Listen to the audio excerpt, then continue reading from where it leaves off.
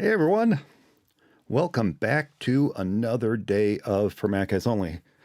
This is actually going to be a really interesting episode today. It's a topic we probably should have covered a long time ago. And, the events of the past 3 years have really brought this topic to the forefront of many, many people's minds. And especially... excuse me, a conversation I had with a client about 2 weeks ago now. And, I'll mention this when we record the show. But when I brought it up to Eric, he said, yeah, we definitely need to cover that. We haven't done it before, and it's an important topic. So that's what's going on there. At the moment, we're waiting for Eric to join us. I'm pointing over here because that's where my other monitor is, and where I will see him coming into the live stream.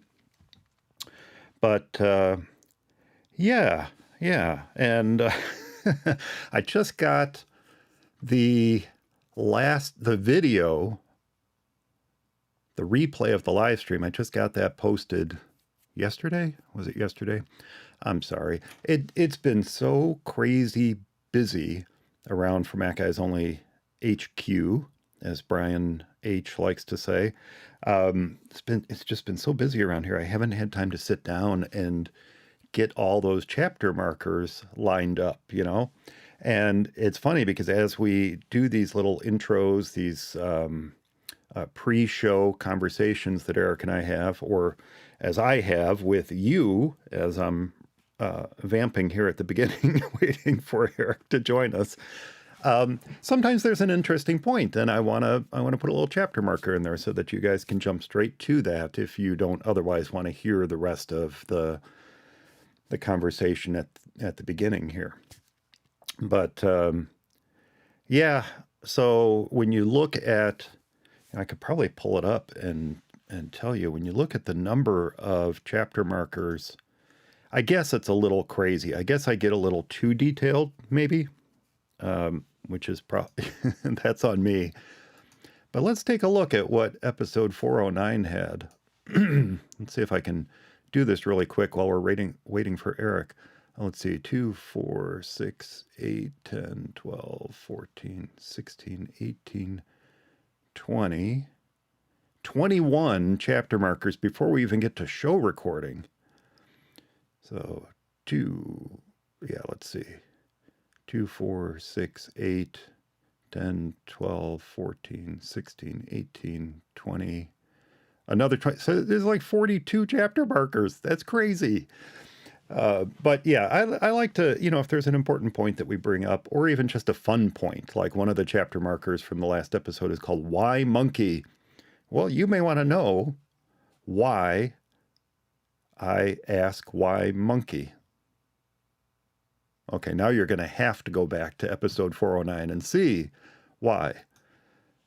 I hope you're not disappointed when you learn why I put that chapter marker in there. But anyway, so I go through and I put the chapter markers in, and it takes a little while. But I think I'm going to do something different with this next one and see if it works any better. There are the automated chapter markers that Google or YouTube puts into these videos on their own. I have yet. Oh, Eric is joining us now. Oh. I'm gonna flip over to. Hang on. Shoot. I always mess this up. Does he know he's talking to us? Yes, I do. Okay, good. I just couldn't hear you. Excellent. I was just talking about chapter markers and how last episode I had one in there called Why Monkey? And people have to now go back and see why I had a chapter marker, Why Monkey? Called Why Monkey. Yeah. But I was also saying that I'm going to try doing something a little bit differently with this episode 410. So just now, before you joined us, I did a quick count, and it looks like we had roughly 42 chapter markers in the last episode. Wow. And that's my own insanity. I mean, I know I don't have to do that. I could just do something like, pre-show ramble, show recording starts, topic 1, topic 2, topic 3, show recording ends. I could do that. That's nice, though, to have the extra chapter markers. I think so. For someone who wants to just jump straight to something silly that we were talking about, well, you can do that. Anyway, so I think I'm going to try something different, because to do chapter markers, I don't have to literally watch every second of the video, but I do need to rewatch the video. And the last live stream was a long one, because we had a really long preamble before we started recording the show. We did, yeah. And so, 3 hours. 3 hours of rewatching it, and then needing to have dedicated time to sit there and watch through it, take notes and all that. I think what I'm going to do this time, and I don't know if it'll work, but you've no doubt heard about MacWhisper, which is... No. Oh, gosh. If you've not heard about MacWhisper, you have to check it out. It is an incredibly cool piece of AI-based software that will take any audio or video and transcribe it literally in a fraction, like a super, super fraction of the time, of the length of the actual video. So, for instance, like that 3-hour live stream, it would transcribe the entire thing in just a couple minutes. It's crazy. Wow. Now, that's on Apple Silicon. That's on Apple Silicon, not Intel. Right. I don't know what it would do on Intel. In theory, it works on Intel, but it is super fast on Apple Silicon. And it's amazingly accurate. For the first time I tried it, I ran an episode of For Mac Eyes Only through it. And every time I said For Mac Eyes Only, it kept thinking I said Max. And it didn't always spell I. For Mac Guys it always only? didn't get yeah, guys, it would say guys instead of eyes and things like that. The interesting thing is I corrected it. Now, to the best of my knowledge, it doesn't have features built into it where you can make corrections and it learns from them, but maybe it does. Because after I corrected, manually went through and edited the text, the next time I ran it through, it caught it every single time. It got for Mac Eyes Only correct every single time after that. And then it's free. It's free. You can get MacWhisper for free, or you can pay a very, very small amount of money. It's like, it translates to something like, it's in euro. So it translates to something like $12, $13, $14, something like that. And then you get large data sets to use against your audio or video for transcribing. And it just does an amazing job. Not only will it create a time-stamped text file, it will create a paragraph style file, and it will also create VSTs. Let's see, VSTs, and what's the other one for subtitles and captioning? SRTs? SRTs. It'll create those as well. Wow. In seconds. I mean, this is something that people pay decent money to live human transcribers to do. And now with MacWhisper, it's like that, and it's done. It's crazy. So what I thought I might do is run this through MacWhisper, and then I can quickly scan through it, find the timestamps, and then create the chapter markers from that, and just see how accurate that is compared to rewatching the video. And in other words, doing what we just talked about. The human transcriber, or the human chapter markerer, or using MacWhisper to transcribe it, and then take that transcription and figure out where the chapter markers should be. Right. So it's assistive AI. And, I kind of feel like that's where AI is, or where AI should be. I think the people that are using it to replace jobs or to replace work that they would otherwise do, I feel that's a mistake. Yeah, I do too. Especially based on the results I've seen from ChatGPT and even the later generations. What I've seen of it, look, it's not always accurate, and it's not always, and accuracy aside, it's not always correct at all. It's just flat out wrong. It isn't. Yeah, and people, one of the things they were saying, it's going to replace coders and do all that. I'm like, I have gotten a lot of code from it that has mistakes all over the place and doesn't work. So I'm like, I'm not sure which, I don't know how ChatGPT is going to think up an app and then write it, not to mention it can't do all the other stuff. I mean, yeah. So what if you could say, write me some code to do this? But it's like, I don't know. I think we're a long way from, I don't know. I'm as excited as the next guy, but it's not, I don't know. Oh, I think it's very exciting. And you know what? I have used it for helping me figure out the right way to word something.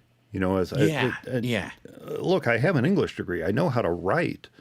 But sometimes you get stuck in ruts, and you tend to say the same or similar things in similar ways over and over again. And so I found myself in that rut, and I wanted to find a new unique, let's be redundant, Mike, a unique way to say something that I felt I was saying the same way I always did. So I used ChatGPT for that.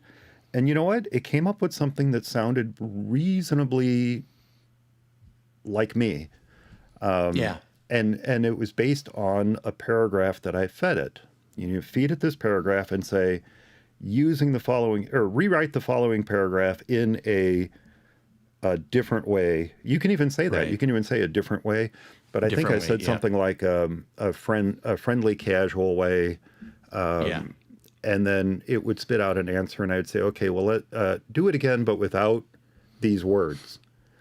Yeah. And it would do it again. And ultimately, as a tool to augment my writing, or at least that paragraph, it was like a little promotional paragraph I was trying to write. As a tool to augment that, not replace it, it worked really well. It works. Yeah, exactly. But if I'm going to But sit there you're and not have gonna. to, if I have to sit there and craft a prompt to feed ChatGPT to come up with a paragraph to say something I kind of know what I already wanted to, why don't I just write it? I just Right. write it. But Exactly. if I need to change it, if I need to augment it, if I need to, Yeah. switch it up a little bit, it works well for that.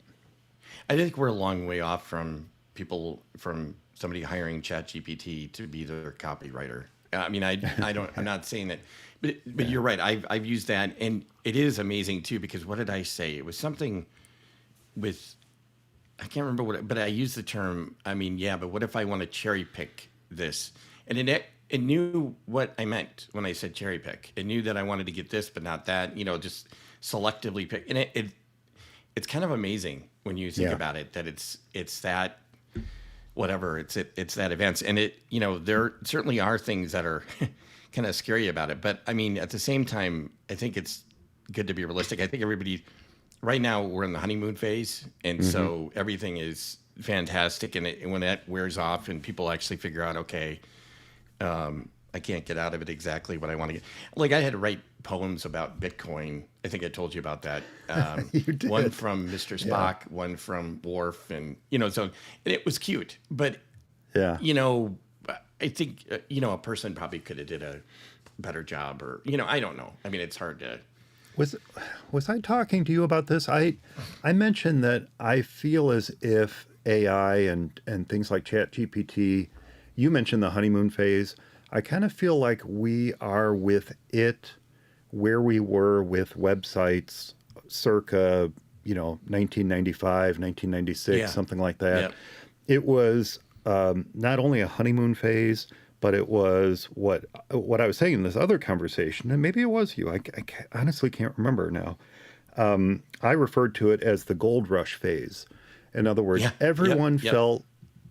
felt like they had to be there right then, like Yes. rush to get a website up. Accuracy, design aesthetics, all that be damned. Let's get a website up. It's okay to have a little animated construction worker saying under construction with a shovel. It's Right. okay to have a mailbox with a flap or the flag. Right, right. I wanted to see a flag, the flag going up and down. You've got mail us, whatever. It's okay to do that. We just need to be there. We have to be there. Right. Right. And then that gold rush phase ended around 2000, something like that. When Yeah. we had that first big crash and only the biggest companies survived that. Yeah, the tech bust. Yeah.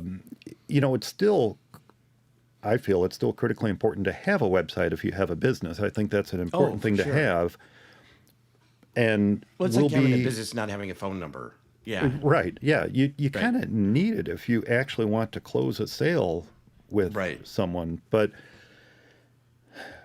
we're in that gold rush phase right now with AI where everyone is jumping on it. Everyone feels like this is where we need to be right now. Throw everything Right. else out the window. This is the future. And it may be the future, and almost certainly it will be a big part of our future, but it's not that, everything has to be replaced by AI type Right. Right. future Exactly. that we seem to be in right now. Just like it was with, like I said, just like it was with websites. Everything was going to be replaced by the World Wide Web. Yeah. And it wasn't. It was augmented. And, wasn't, I yep. think that's where we're going to end up with this too eventually.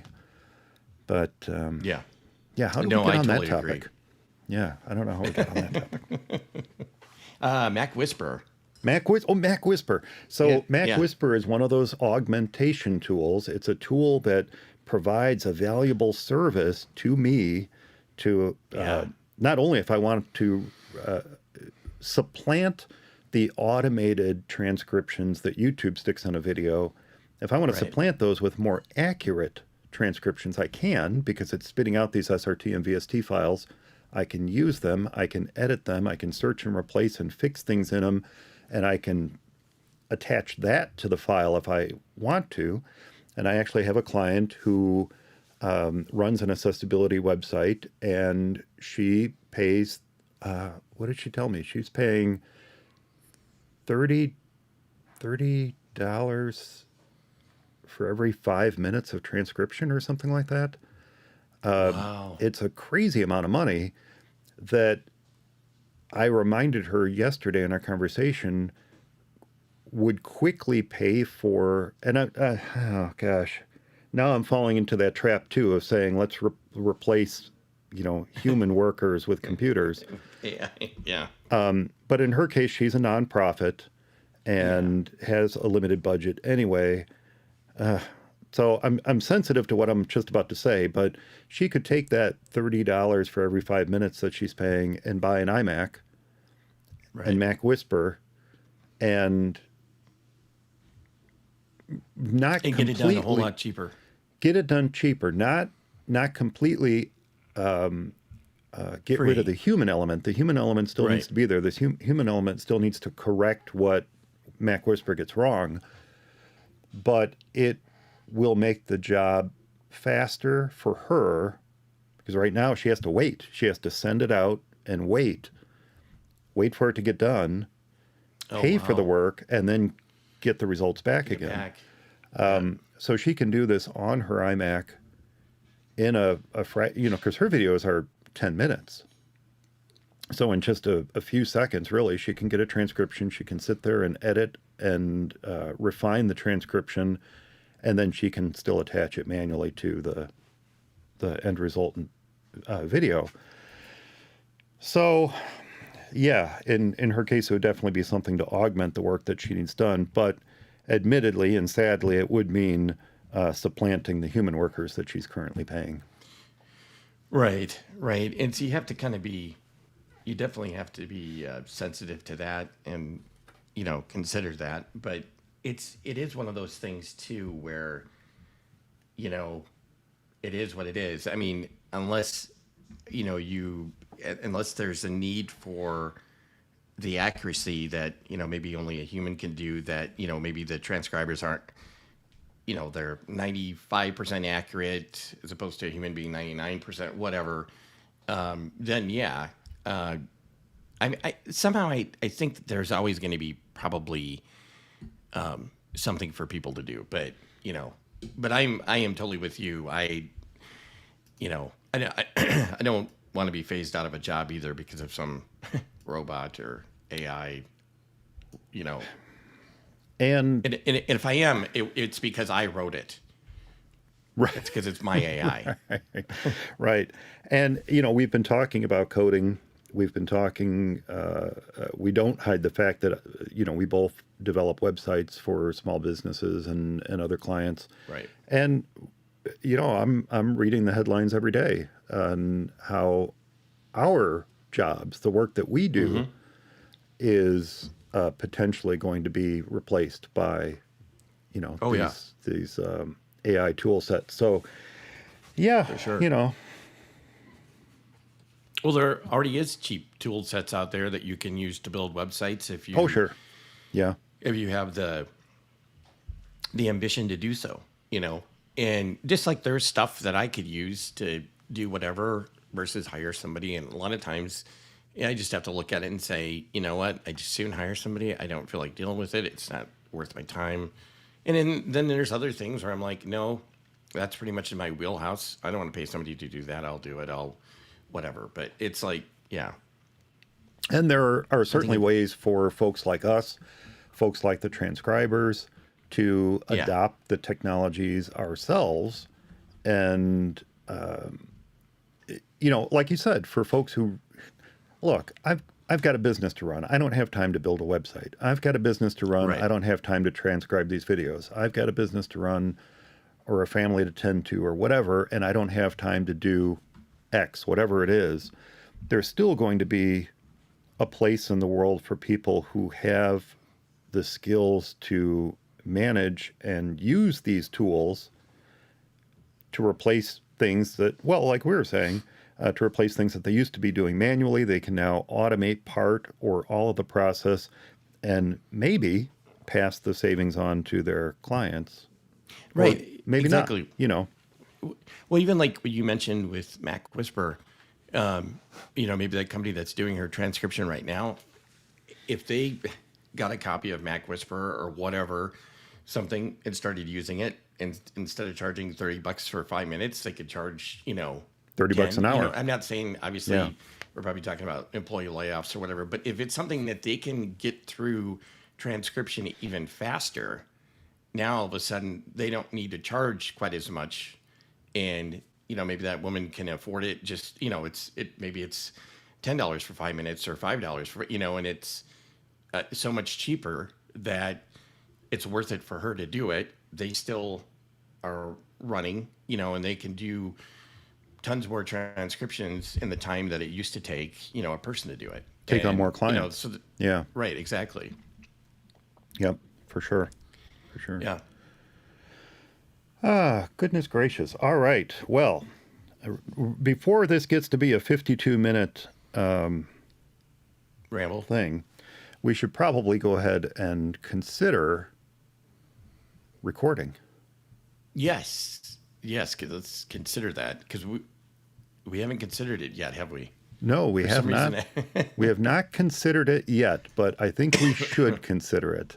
Let's consider it. All right. We shall do exactly that. Let's see here. I just need to get something moved out of the way. Okay. We are at, we're going to be right at 25 minutes. Perfect. Well, 25 minutes of recording from the time I pressed record on the thing there. Okay.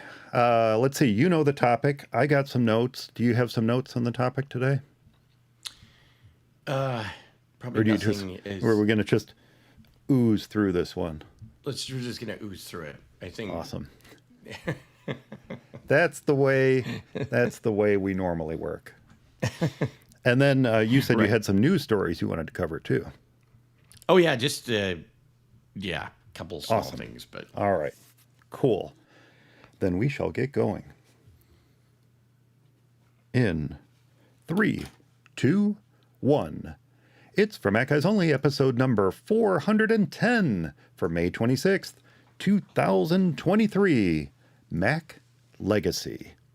Hey everyone, welcome back to For Mac Guys Only, the show for the Mac community, where we share our thoughts and opinions on current Mac news and events.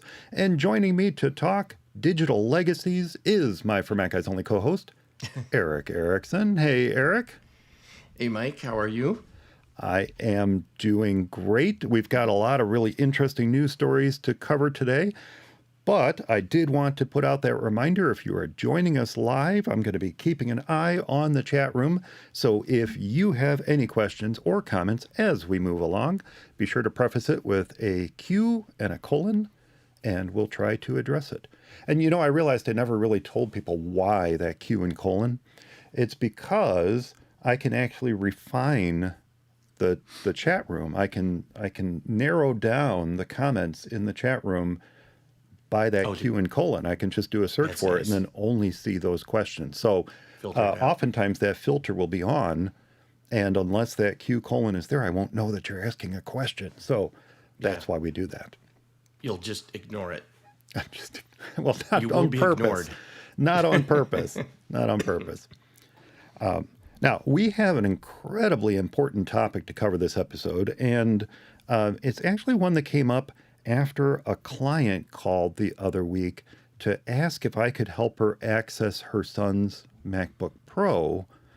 And this happened to be a MacBook Pro that was left behind in the wake of his passing. And the conversation that I had with her raised a number of critical points that when I asked you about it, Eric, I think you pretty much agreed right away that it was something we should cover on the show. Yeah, for sure. And I think, we've even kind of talked about it a little bit, and just, what would we do, and to help each other out. I mean, it is definitely, and it certainly, as time goes on, it's going to be something that it becomes even a bigger deal. And and And I've heard of stuff like that happening, and I'm sure there's horror stories out there where, it's gotten really bad for people. They can't get at data, or they can't get at, something that's very necessary. Because, nobody ever thinks of that, because, Yeah.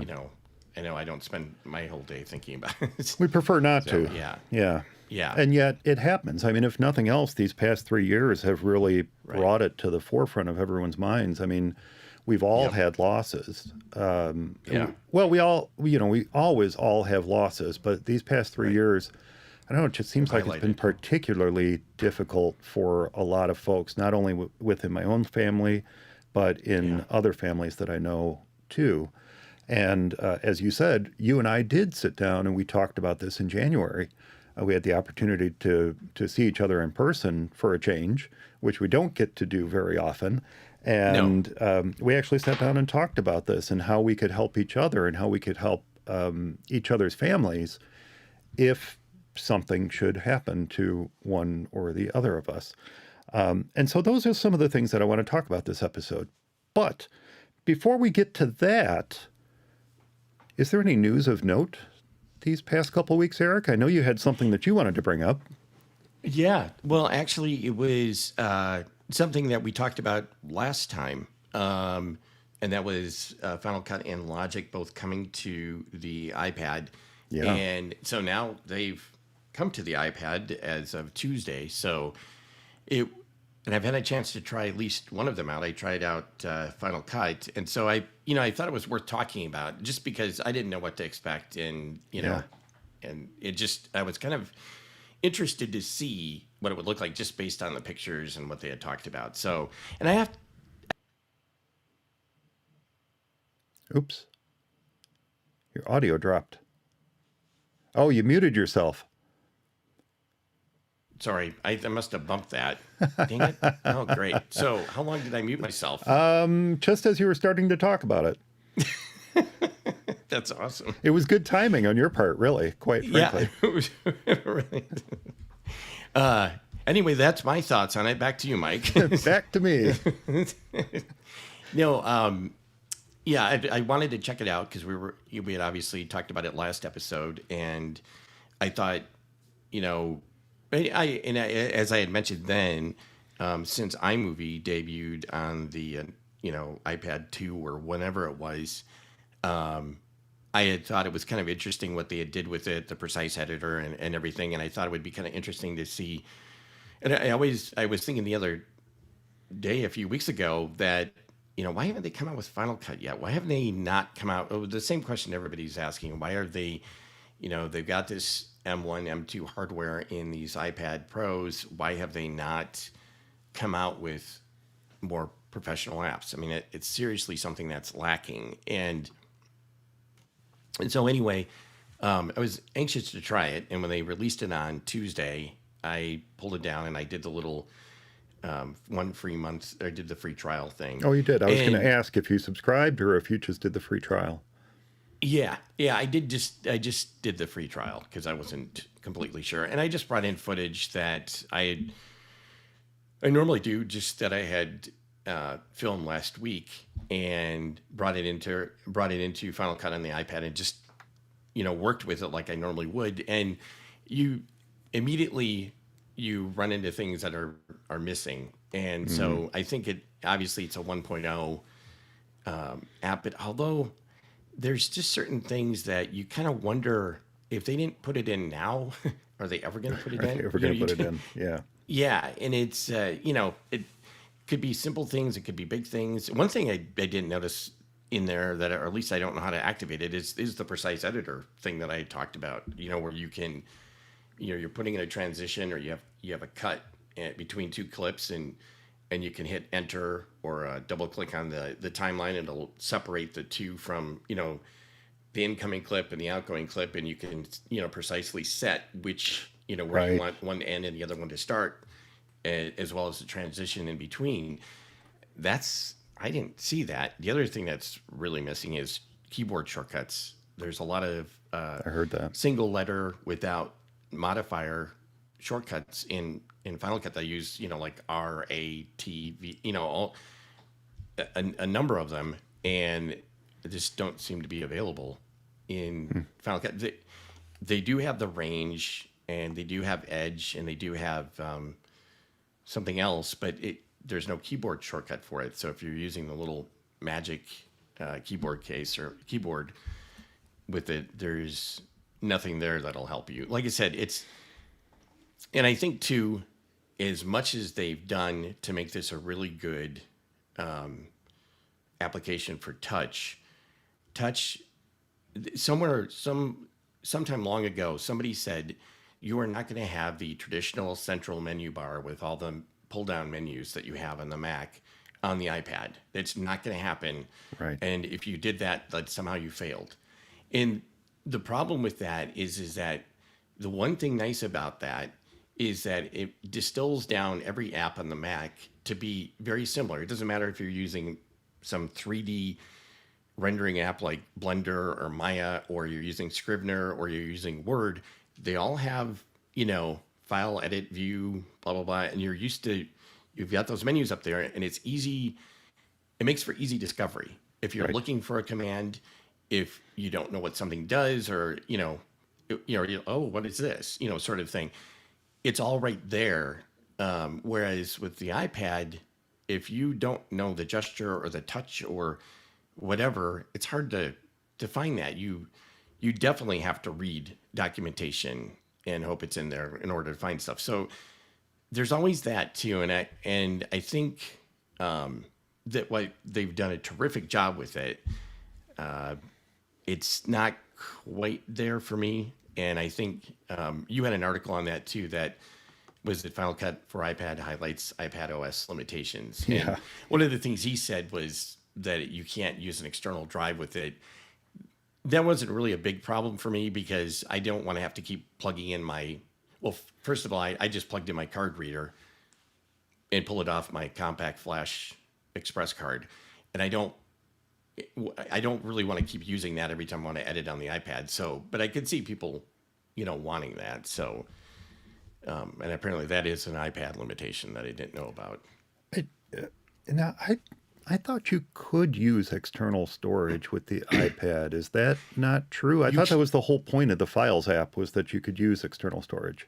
Yes, and you can, and I plugged it in there, and it opens, and Final Cut will open up the Files app, and you can go right down and see your external storage, in this case Canon, and pull it up, imported the footage, and it just imports it into Final Cut.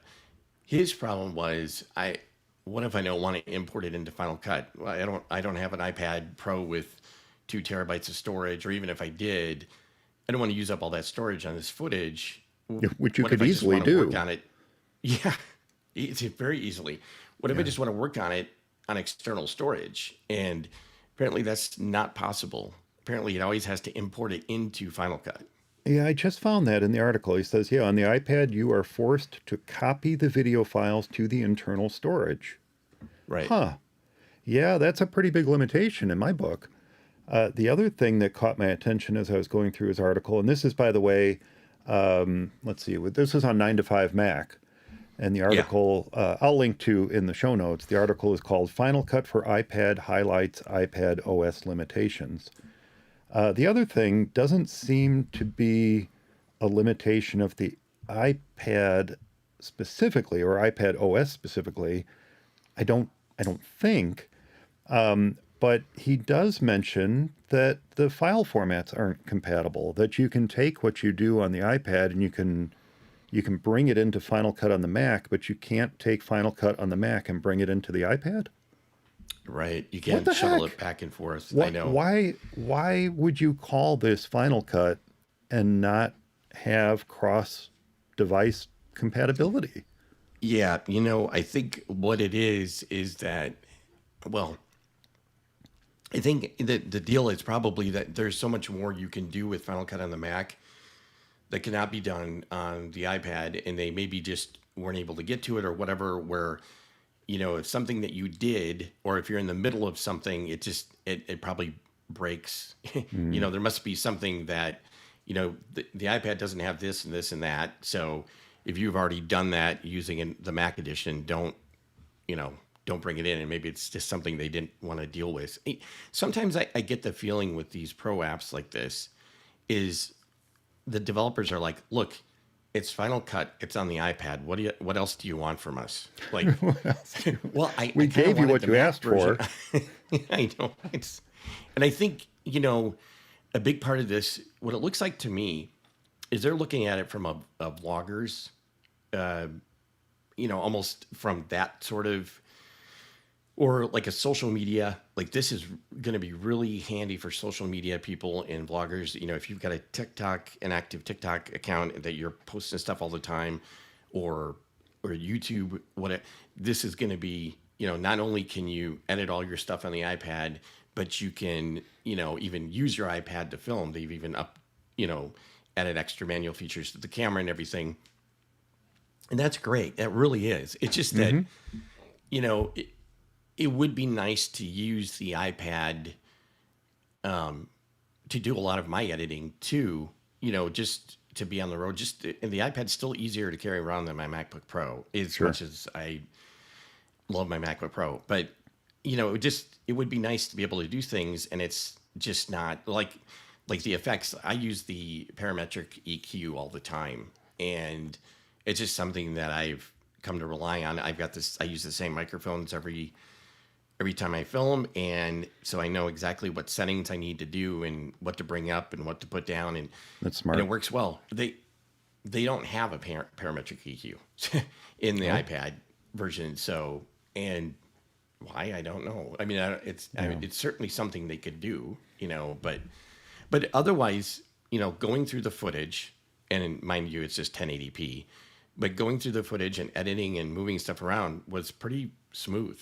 I mean, it was kind of amazing in that sense, and applying stuff and effects. Transitions were a little wonky, but I did get stuff to work. Yeah, I imagine there are so many plugins, so many add-ons to Final Cut for the Mac that I imagine there are some pretty strict limitations you hit as you're trying to edit. Well, you can't edit projects from the Mac, but as you're trying to use tools that you're used to having on the Mac and then suddenly finding that you don't have them, that's an issue. Yeah, that is an issue. And that does bring up, there is no plugin support for the iPad. Oh, no version, plugin support at all. Oh, that's interesting. No. So like I use Color Finale Pro a lot of times to do color correction. If I use that, it's that would explain why you can't bring it back to the iPad, because it's just not available. So now there is a big limitation, according to the article, of iPadOS, and that is, and I knew this, but I guess it was brought to light by this, the release of this app, is that iPadOS suspends apps in the background. So if you're in the process of exporting a project, you have to leave the app open and in the foreground in order for that export to complete. Otherwise, it fails. It won't complete the export, which is... That is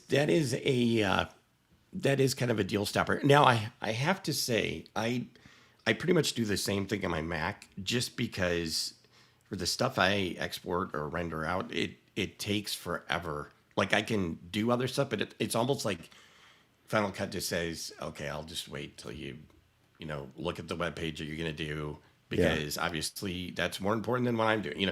I don't know, for whatever reason, it takes, maybe about 40, 50 minutes to export to, write out what what I'm doing.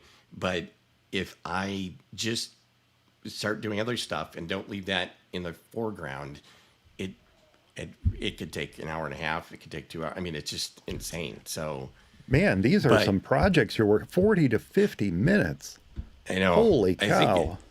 I think it's just the graphics and the stuff. I would love to. I have tried everything to try to, get that time down, and it's insane.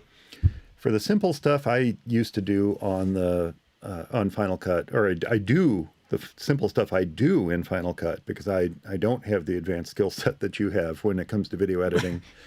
I don't know about that. The simple projects I would do, 20, 45 minute, let's say a speaker presentation from Macstock or something like that. on my old Mac, yeah, it would take for freaking ever to export that. Yeah. And that was a huge time saver when I bumped to Apple Oh, Silicon. But I knowing bet. that you're running Apple Silicon and it's still taking 40 to 50 minutes to export, Yeah. those are some crazy big projects you're working on. I would love to see what it would do on your studio. Who knows? You have the M1 Max too, but I bet you've got bigger fans and it's probably still more powerful. I don't know. I wouldn't say that for sure. Now, you've used LumaFusion, and I Yes. think you've used DaVinci Resolve for Yeah. iOS, right? Yeah. Yeah. How do those compare to what Apple has released? Is it better to stick with one of those, do you think, at this point? Or is it worth the $5 a month for Final Cut? Well, you know what? I think that probably depends upon the person. I definitely like Final Cut and what they've done. I like LumaFusion a lot too. I myself would probably use Final Cut. DaVinci Resolve, however, is kind of a whole nother beast. That they've got a lot of extra features in there. I think that just Final Cut didn't cover, and of course their bailiwick, their wheelhouse is their color correcting. So Yeah. they've got nodal, you can connect nodes and add different things. I mean, it's quite sophisticated what they have in there. So in that sort of thing, I mean, the Apple version is more basic, even more basic than the Mac version, which is gotten pretty good. But and I think the DaVinci Resolve is a one-time fee. So I want to say it's like maybe $100 or something like Yeah. that. And then Yeah. the one thing I did notice though, both DaVinci Resolve, both and LumaFusion and even iMovie, they kind of have that standard, like the playhead sticks in the middle and then you move the timeline around it sort of thing, Oh, interesting. where Final Cut actually moves the timeline or moves the playhead across the timeline, like it does on the Mac. So it feels more And like Final Cut on the Mac in that right. regard. Yeah. And Hmm. I always wondered why. Maybe it's the touch thing. I don't know. That's maybe why they normally do it like that. But so I was kind of happy to see that. But I think if I was using DaVinci pretty heavy right now, I don't know that I would rush over to the iPad version of Final Cut. And I don't think, I guess I wouldn't see Black Magic or whatever being worried about that. Yeah. Yeah, I've played with DaVinci on the Mac, and for me, it's just a bit more complicated than I need. Yeah. It's Yeah. fantastic software. To me, it It kind of is. feels like Premiere. Premiere also is a bit more complicated than I need, or at least, you know, let me with spreadsheets. Spreadsheets is a good example because while Excel is fantastic at doing what it needs to do, there are some aspects of it that are just really difficult for me, a non-accountant, a non-bookkeeper, a Right. non-numbers person. I'm not really a numbers person to grok. It's hard for me to wrap my brain around how to do certain things in Excel, but ask me to do very similar things in numbers and I can figure it out. The Yeah. the complexity is there if you know where to look. Right. And Final Cut, they certainly don't hide the complexity, but it doesn't feel quite as overwhelming when you sit down and go to use it as, say, DaVinci or Premiere do, from my perspective. Yeah, and you're exactly right about that. And Apple does a really good job of making their apps really usable, whether it's Numbers or GarageBand or Final Cut now. And the thing of it is, the one thing with Numbers and Excel, because Excel is kind of my favorite Microsoft app, there are things that you can only do in Excel that you cannot do in Numbers. And I'm sure there's probably some things in Premiere or whatever, but I'm also sure there's probably some things in Final Cut. It's not in Premiere to me. When I've played around with Premiere, it's like the old Final Cut. It's not that Yeah. it can do all this stuff that Final Cut can't do. It's just a different paradigm. It's a different way of doing it. And for me, and I know I'm just going to tick off Premiere users, but the magnetic timeline, and I know there's so many magnetic timeline haters out there. For me, the Final Cut, it just makes it so much easier and so much quicker to do stuff Yeah. than in Premiere that it's like, why would I want to mess with that? Why would I want to, I'm not going to get anything out of it. Like with Excel, I could do some pretty advanced stuff. So I'll deal with the extra, UI, the kind of the extra, I'll wrap my head around this stuff, Yeah. even though I've been using it anyway. But I think Numbers does a great job of just breaking it down and making it easy. And if you don't need something that's super duper whatever, and now that they've added pivot tables to it too, that's even Yes, that was bigger. a big add to Numbers. Yeah. In a recent release. Yeah. Exactly. And so it's like, but with Final Cut, I think there's stuff in Premiere where, and I've even seen this where people write macros in Premiere to do this stuff. And I'm like, you're just doing this stuff. You wrote macros to make it faster to deal with stuff in Premiere because you have to deal with gaps and stuff like that you don't have to deal with in Final Cut because it just, that magnetic timeline sticks together. Right. And for the few times that you do that, the magnetic timeline gets in the way, they have easy workarounds for that. There's whole tools so you can just turn off the magnetic timeline if you want to. So it's like, I don't know. That's my own opinion. But yeah, you're totally right about Premiere and Resolve both on that. Although they're both fine editing apps, they're both great, and LumaFusion, on the other hand, I understand, which I have not used, and I have seen numerous people asking for it to maybe someday come to the Mac. Yeah. But I've not used it, but I've heard many, many great things about it, and Yes. folks Yeah. seem to love it. So Yeah. I was just kind of curious how you compared what Apple just released with what's already out there. In fact, heck, compared to iMovie, which does have better cross-device usage. I mean, you can bring an iMovie project to the Mac, and I believe you can bring a Mac iMovie project to the iPad. Yeah, I think you can. Yeah. I don't know that there's any issue there. Yeah. Yeah. So cool. Cool. Well, in other Pro App news, this was a big one for me because I use this software heavily, and that's Affinity has released a new 2.1 version of all three of their professional editing apps, including Affinity Photo, Affinity Designer, and Affinity Publisher. And this is now the new version 2.1. And there's some pretty cool things that, quite frankly, I didn't realize weren't there. And so to learn that it's there now is pretty cool. And some of the headline features that caught my attention are balanced dashed lines. Now, you don't realize how much you might want to use that until you go to use it and realize it's not there. It's not there. And that's where if you create a stroke around an object, let's say a square, let's keep it simple. You've got a square and you create a stroke, and that stroke is a dashed line.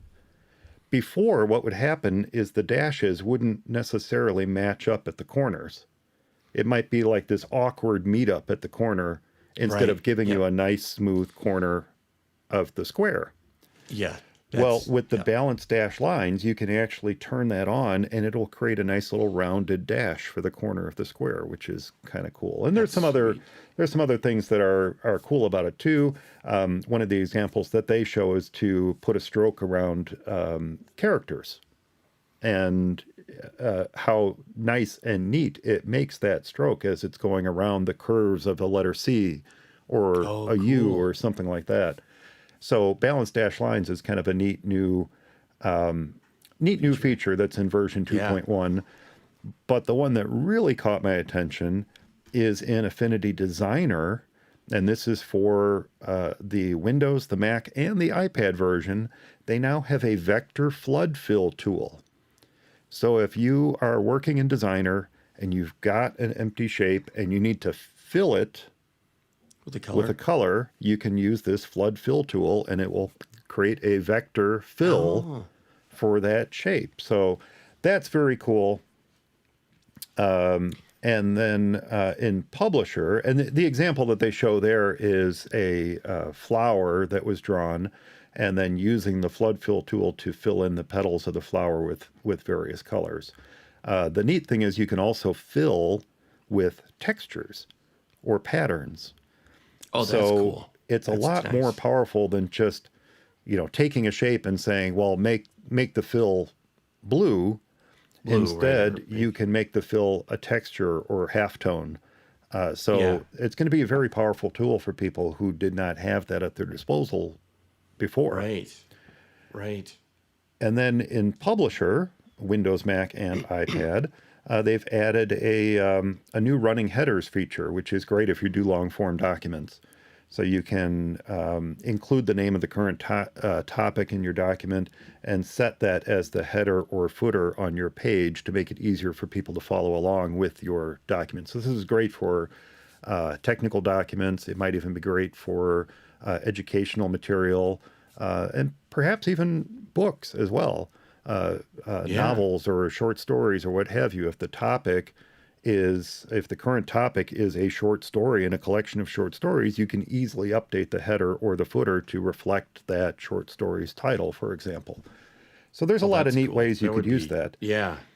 And the list of additional features, including simple things like alt dragging to duplicate in the layers panel, is a lengthy list of updates. And I'll just kind of run through some of the other ones without getting into explanations of each one.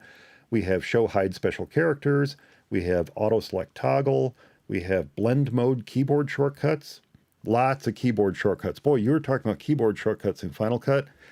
This includes iPadOS versions of it. There Oh, really? are great examples of where this is useful in iPad, where it's useful on the Mac. And then there's some iPad-only features that have been brought to version 2.1 as well. There's photo crop tool improvements. Auto clean was added to the paint mixer brush. That's going to be useful. In other words, wow. if you're Yeah. using the paint mixer brush, it will auto clean so that when you go to mix colors again, you're not blending in colors that you previously mixed, that sort of thing. Yeah. Right. Because Yeah, sometimes so- you want that, but usually. Sometimes you want it, but with auto clean on, for example, every time you lift up or release the brush and then use it again, if this is checked, it'll start with a clean brush, which That's is nice. That's, kind of nice. If you do, I don't do that sort of thing a lot, but Yeah. it's there. Guide improvements. I use guides all the time. Guides are available in Photo and Designer and Publisher.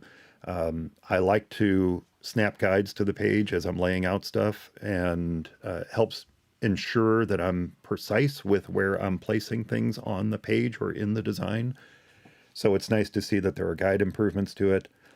Vector warp nodes are now snappable. There's been improvements to the brush panel. Raster live warps were added to the pixel persona. You know what? This list is just pages, Yeah. pages and pages. Even simple things like you can now add the place tool to the toolbar in Affinity Photo. So if you're using that place tool all the time, you can have it right there in the toolbar. So lots of fantastic improvements brought to all three apps. If you upgraded to version 2, the version 2.1 is free. If you did not upgrade to version 2, you can upgrade directly to version 2.1. And I think it's absolutely worth it. We talked a lot about these three apps when version 2 got released in the fall. I can't Yeah. speak any more highly about them. I absolutely love all three of them. They have become my go-to pro image, vector, and layout editing apps. Absolutely love them, and you can't beat the cost. No, you sure can't. You really can't, especially with everything going to subscription now. It's even, you wonder how long they can hold out.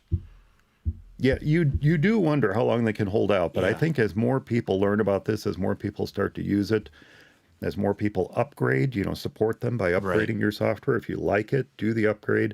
And again, I say Yeah. this every time. The same holds true for Pixelmator. The same holds true for Acorn. Right. If you use these apps and you like these apps, be sure to upgrade when upgrades come out. Be sure to pay that, Right. $10, $20, $30, whatever it is to upgrade. Pay it, because that's what helps Exactly. ensure that new versions come out and that they don't have to resort to things like subscriptions in order to Right. keep people hooked on the latest software. Exactly. And keep people eating and employed. And keep people eating and employed. That's super important. Yeah. Here's a news story that I wanted to mention.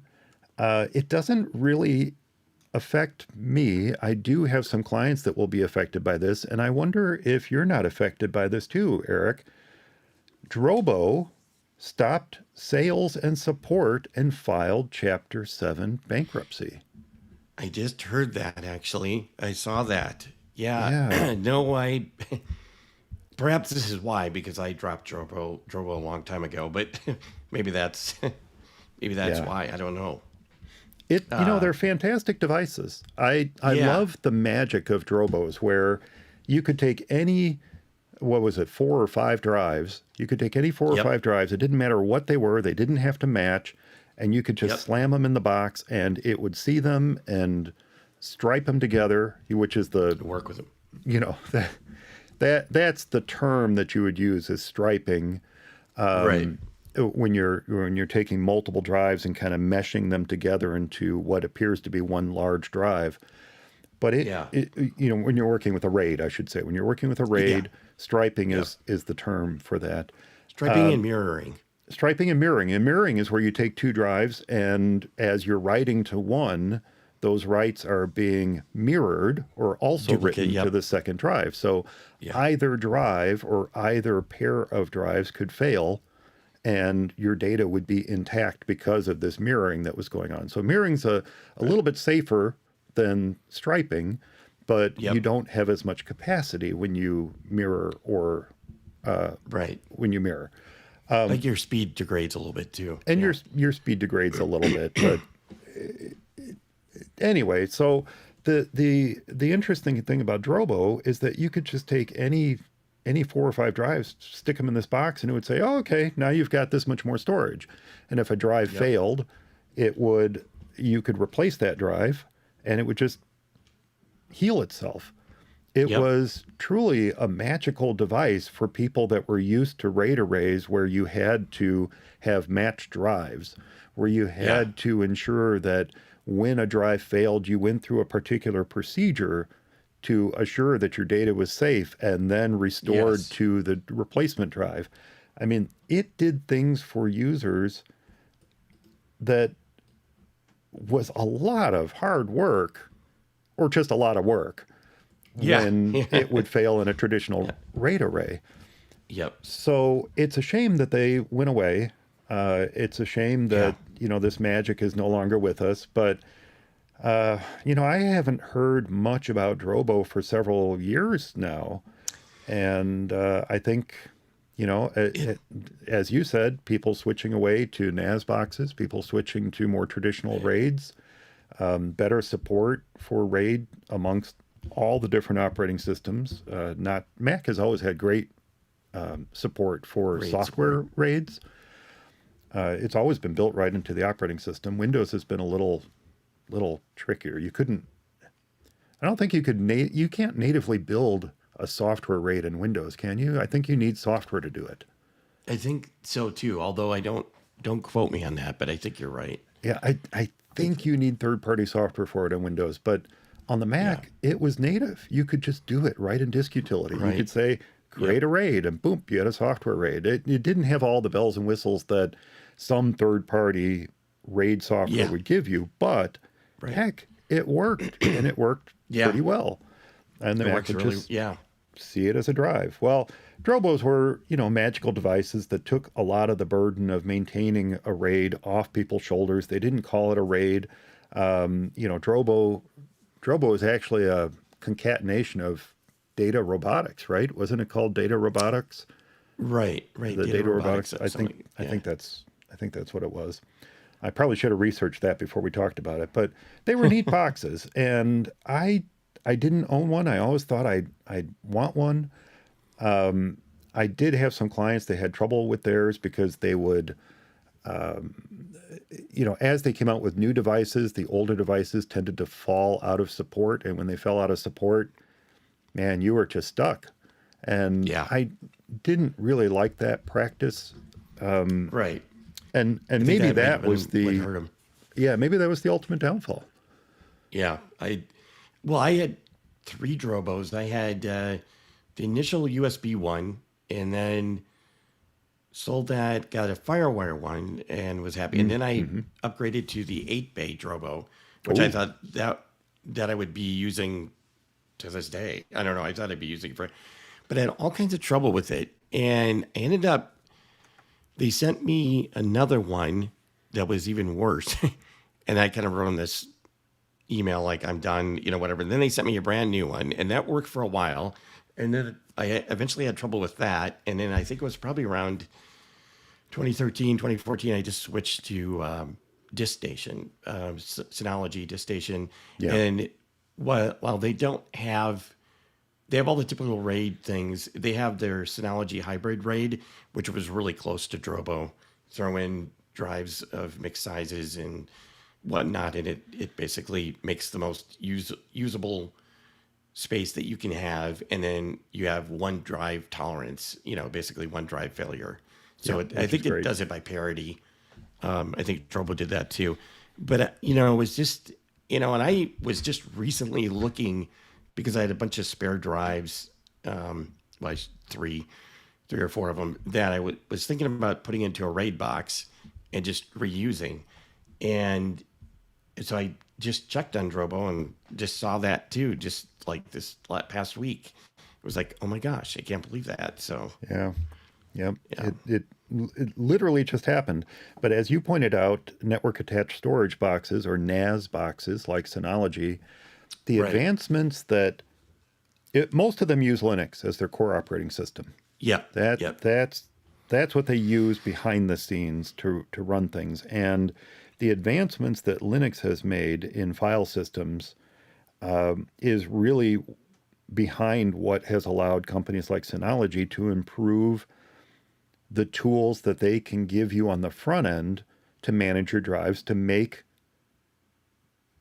NAS boxes like your Synology Yep. work a little bit more like the Drobo did.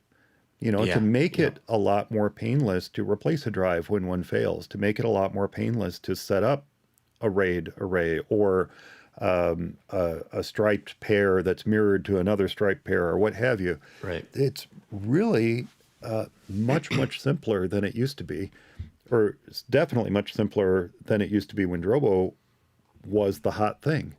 So I guess it's not a big surprise, and the cost of something like a store center is so much less than an empty Drobo was, that Right. it's hard to fault anybody for skipping past Drobo when they were shopping. Yeah.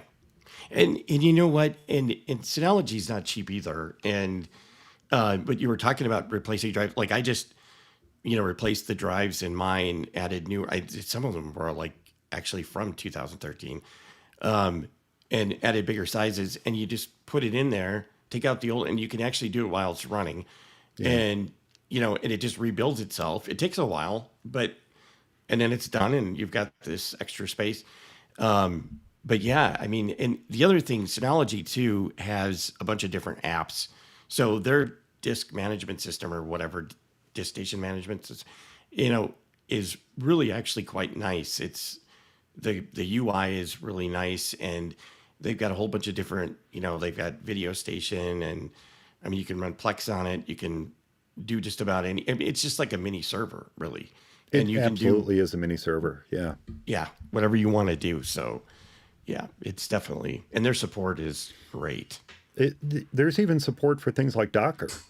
So you Yeah, can run yep. virtual machines directly on your store centers. You totally, yeah, you can Yep. totally run virtual machines. Yep, And exactly. you were talking about the cost. Honestly, the cost of an empty NAS box is not that great. Where the cost comes into play is how much storage you want in it, the Right, drives that you're right. putting into it. Are you putting Yep. in, enterprise grade drives, or are you putting in consumer blues? Yes, It can be a mistake to put in a consumer grade drive I into know. a, a NAS box that's designed to run 24/7. Right. Yes, I do keep my machines running 24/7. And yes, my new machine has a drive that can't be replaced. Thank you, Apple. But when I did replace drives or, for my external storage, I tend to put in nothing lower than Western Digital Black. And they have different grades of drive. They have the Right. blue, which is Yep. consumer. They've got red, which is for NAS boxes. They've got black, Gas which boxes. is Right. often referred to as a gaming drive because they're faster. They have faster access time. And these are, again, traditional hard drives we're talking about here. They have green, which are eco drives. And quite frankly, I have not been as happy with the green drives. They're very cost effective, but they tend to be slower, definitely slower in my experience. But Western Digital Black, they're more expensive, but they have longer warranty, typically 5 year versus 3 year. And I think there's still 5 year warranty on those. And just super fast drives. So, when I'm putting a drive into an external chassis and I need a traditional, like a big giant multi-gigabyte, storage drive, I'll put in a Western Digital Black. That's probably what I should do too. I haven't been doing that. I've been putting Western Digital drives in there because I don't use anybody else. Well, maybe Toshiba every once in a while, but I haven't been putting their best stuff, and I should do that. Well, but in a It's been store too center, you cheap. want to put in the reds typically. Yeah, The issue right. with the That's true. Reds, the issue with the Reds lately is that they have two different lines of them, two different variations of the Reds. And this is a whole nother conversation we probably don't need to get into at this time. Right. But Right. they're slower and faster versions of the Reds. And it comes down to the technology that's used to write the data to the platters. It's CBR, constant bit rate, versus is it VBR? Is that the other version? Right. Variable bit rate. Yeah. And it comes down to, it makes it cheaper for them to manufacture a drive of the one type versus the other because they can put fewer platters in it. It's how the data is stored and whatnot, and apparently they're not as reliable. So that's see, I'm talking a little out of my ear here, but that is what it comes down to when you're buying one of the red drives. Yeah. So, yeah, it's something you have to be aware of. I was I just don't. glad you didn't say you put in Seagate. No, no, I don't. I know that. I know enough to stay away. Yeah, I've had too much trouble with Seagate that I don't Me too. even Yeah, bother they with they that. tend to fail prematurely. Yeah. No, I Knock on wood. I only use Western. What'd you say? I said knock on wood. Yeah. Okay. Let's see. Moving on, I have one more news story I wanted to cover.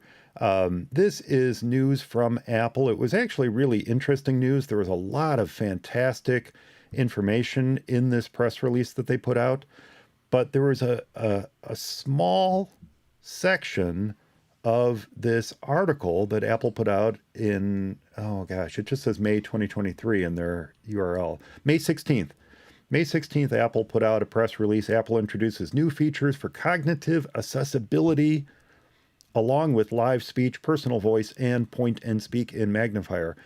And the thing that disappointed me the most about this press release going out is that the one thing that got all the attention was live speech. And live speech is absolutely amazing. Yeah. The thing that just blows my mind about it is that you can take 15 minutes, train iOS on your voice. And then once that training is complete, you can then play back text using your own voice. So this is fantastic for people who are in danger of losing their voice. Maybe they have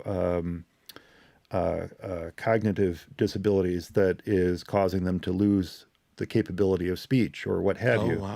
Wow. So they can preemptively train iOS with their voice and then continue to have conversations with loved ones and friends and Oh, coworkers that's incredible. using their own voice.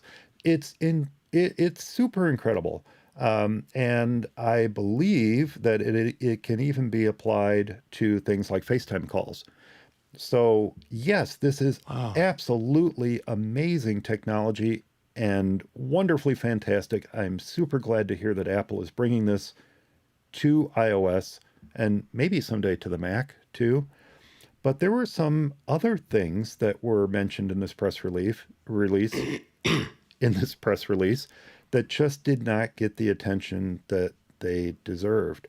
And one of the things is what they call detection mode in magnifier. So you can actually use the magnifier on iOS, point it at, in their example, a control panel on, say, a printer or a microwave, and it will detect buttons in that image and help you identify them as you're using your finger to touch them Oh, on the sweet. physical device, which is That is, incredibly cool. I use magnifier all the time. I use magnifier Wow. all the time too. But they're saying that it can be used for people detection, door detection, image descriptions. But this point and speak combines input from the camera, the LiDAR scanner, and on-device machine learning to announce the Wow. text on each button as users move their finger across the keypad. How incredibly cool That is is super that? incredible. Yeah. And then some of the other things that they mentioned, deaf or hard of hearing users can pair made for iPhone hearing devices directly to the Mac and customize them for their hearing comfort. Voice control can add phonetic suggestions for text editing so that users who type with their voice can choose the right word as they're typing. Users with physical or motor disabilities can use switch control to turn any switch into a virtual game controller to play their favorite games on iPhone and iPad. This is a game changer. This is one of Yeah, those that's things huge. people would spend hundreds and hundreds of dollars for special game controllers to be able to play games, assistive device game controllers to be able to play games on their Windows Whatever computers device. or their Mac Yeah. or their iPhone or whatever. Now you can take any switch and turn it into a virtual game controller. Wow, that is amazing. That's insane. It really is. I mean, that's quite amazing when you think about that. What they have done. I mean, I've always said that the accessibility settings is always my favorite place to go, but I mean, it's just amazing. I mean, what's so great is that they've always been kind of in the lead. I mean, they've always taken that very seriously and always have really worked hard to improve that. Whether it's on the Mac or I mean, that's where it got its start. Yeah. And it was, and I remember it wasn't that long ago. I remember seeing something on that or reading something about that, and them saying that actually this isn't just available everywhere. I forget what it was then, but it was for visually impaired or hearing whatever. It was just different things that were on the Mac and the iPhone, and they said, well, it's just not on the other phones, or it's just not on the other, it's not on Windows or whatever at that particular time. And I'm like, really? Nobody, I don't know. You just kind of think, because generally, especially with the disabled or I mean, with the laws and everything, it's so much better. Well, I know it's not. I know it's not great, and I realize it, but it's like so. When I hear people go abroad or whatever, they'll say that's like one of the first things they'll notice, that there aren't the ramps, or there isn't this there aren't some of the same features here. So I just thought, with that operating aren't here. systems and Yes, I with agree. Yeah, yeah, that some of the accessibility laws in place in other countries do make things easier for yeah, folks. yeah, And it's kind of surprising in some ways. And we notice it on, yeah. day-to-day activity. I noticed just the other day that there is only one accessible parking space in an entire block in the town where we have our businesses. And yes, there's another one on the other block, but shouldn't there be more than one, like maybe I two know, next to each other? I know. So yeah, there are definitely some improvements we can make here. Oh, for sure. The one last thing I wanted to mention, I'm going to link to this press release. If you have not seen it yet, please take a look.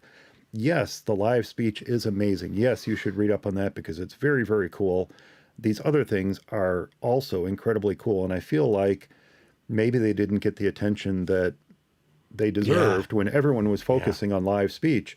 But the last thing I wanted to mention, which I just thought was pretty cool, is that Apple is going to be launching Sign Time on May 18th. So again, this is May 26th. So this was just within the last week in Germany, Italy, Spain, and South Korea. And what this is, it's already available in the US, it's already available in Canada and the UK and France and Australia and Japan. But what this is a service that Apple provides to connect Apple Store and Apple Support customers with on-demand sign language interpreters.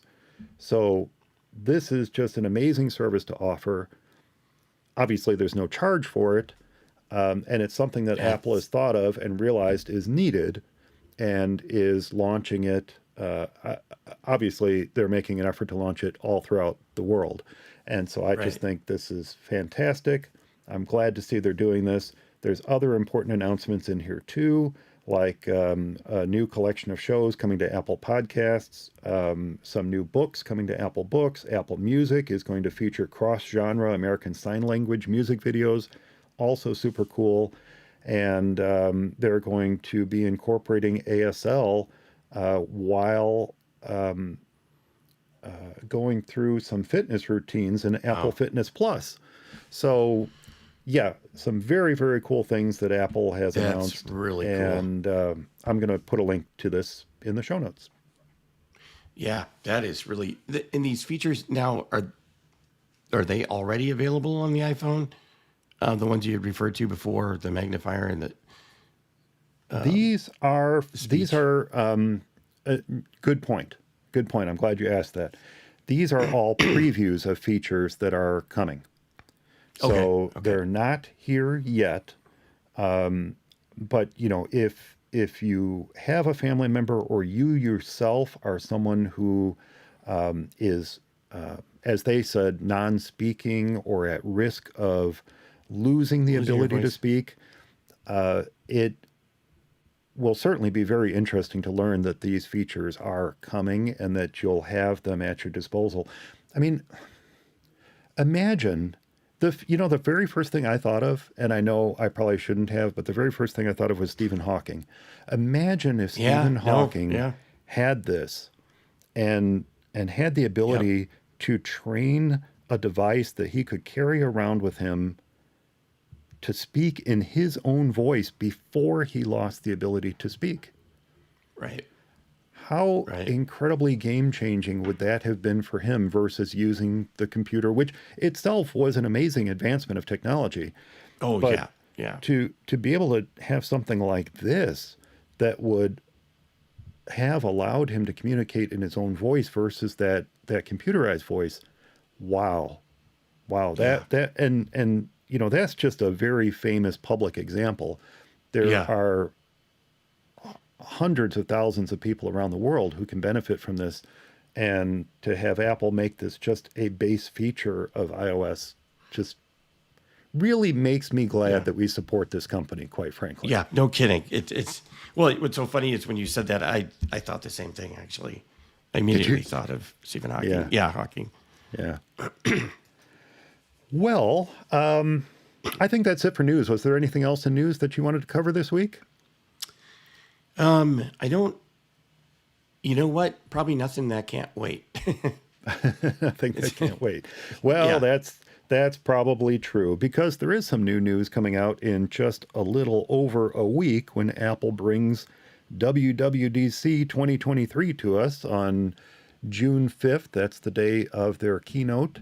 And then, of course, WWDC is going to be running that entire week. That's the Worldwide Developer Conference. This is typically a conference where we learn about all the new things coming our way in iOS and macOS and watchOS and what have you. But hopefully, fingers crossed, we'll hear of a couple hardware announcements too. There's a lot of rumor and speculation that we might see some sort of augmented reality or virtual reality headset from Apple. I don't know how terribly excited I am about that news myself, although Yeah. I can certainly see a lot of fantastic applications for it in the pro sector and the education Yeah. sector. I just don't know about the consumer sector. That was actually one of my news. One of the things I was gonna mention when you was the headset. Yeah, I don't know how excited I am either. I just reading about it too. And there was some article that covered. I think it's been going on for this project's been like 10 years, and they listed like 13 people that were heavily, the top people that were heavily invested. And I think the only designer in the mix was Johnny Ives. And then, like they said, he's been gone for 4 years now or better.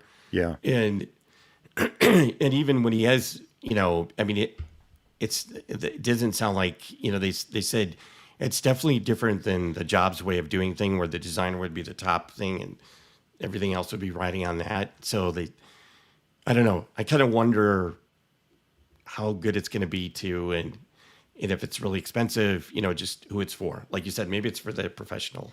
I don't know. Well, I've heard $3,000. Yep. I've seen Yep, I heard that too. I've seen artist renderings of what might be released. I've heard rumors that it won't have a self-contained battery, that there will be a battery pack that sits in your pocket and is tethered to the device. It's Yeah. all rumor. It's all speculation. Right. There's really no reason to talk about it until after June 5th. And then Right. it may not even be announced on June 5th. We June just 5th. don't know. I know. If I keep going back to if Google could release Google Glass and make something that people could legitimately wear around, as creepy as it was, but legitimately wear around and not look like some sort of quasi X-Men superhero wearing this crazy Right. virtual reality, augmented reality pair of goggles, like I'm ready to hit the slopes. I mean, Yeah, I know. nobody wants to wear that on a daily No. basis. No. I'm not against augmented reality, virtual reality. No. Meh.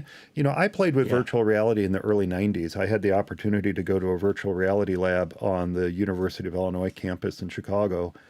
And it was amazing. It was a whole room you could walk into. It was almost holodeck-like. You could walk in there Yeah. and there were these things projected on the wall around you. It was really quite cool.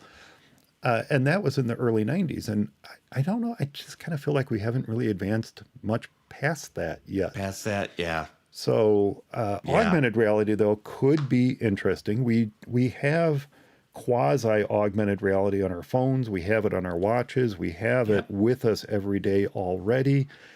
I don't know that I want to be wearing something on my face all day long to project screens in front of me and things like that.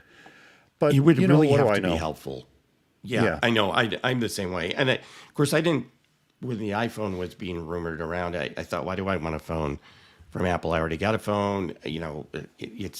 But obviously I was wrong about that. But, this headset thing kind of, I know, like you said with Google Glass, I've thought of that too. And really, that was kind of the same thing with electric cars too. I'm like, until the Prius came out, I'm like, why can't they just make an electric car that looks like a car? I mean, why do they have to make it look like some futuristic? Come on, just make it Look just like a make it car. a regular car.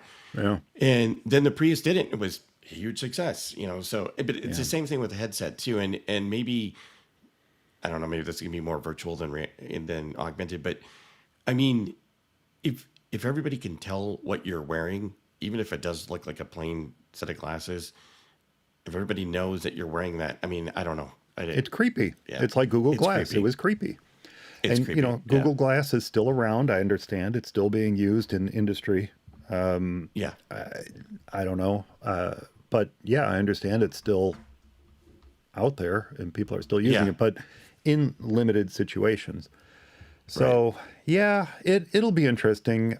If this is something that Apple's going to sell for $3,000, and if the rumor is correct that that is cost, which That's is cost. what I've heard, that's cost, that Apple is just more interested in getting this into the hands of people who can positively use it. Again, rumor, no idea if that's true or not. Yeah, wow, that's a big risk to take on something that the general consumer can't readily latch onto, like they Right. could the iPhone, or they could the watch, or they could the Yeah. iPod, or they could, Apple has always been a consumer focused company. I'm not Right. I don't know about releasing a device that's for business. And business, I mean education, engineering. Right. I've heard video editing, things like that. Cool. And there's going to be people who have the money in their pocket and they just want to play with it, and that's great for them too. But Right. until it's something that everybody wants and everybody wears And everybody can afford. and everybody can afford, Yeah. I don't know. I don't know. Yeah. I don't either. I know. I totally agree. And that's where the question is, who's it for? And, what is it? What's it going to provide? Yeah. Yeah, We'll find out. I guess We'll we find will. out. XROS allegedly coming. Yeah.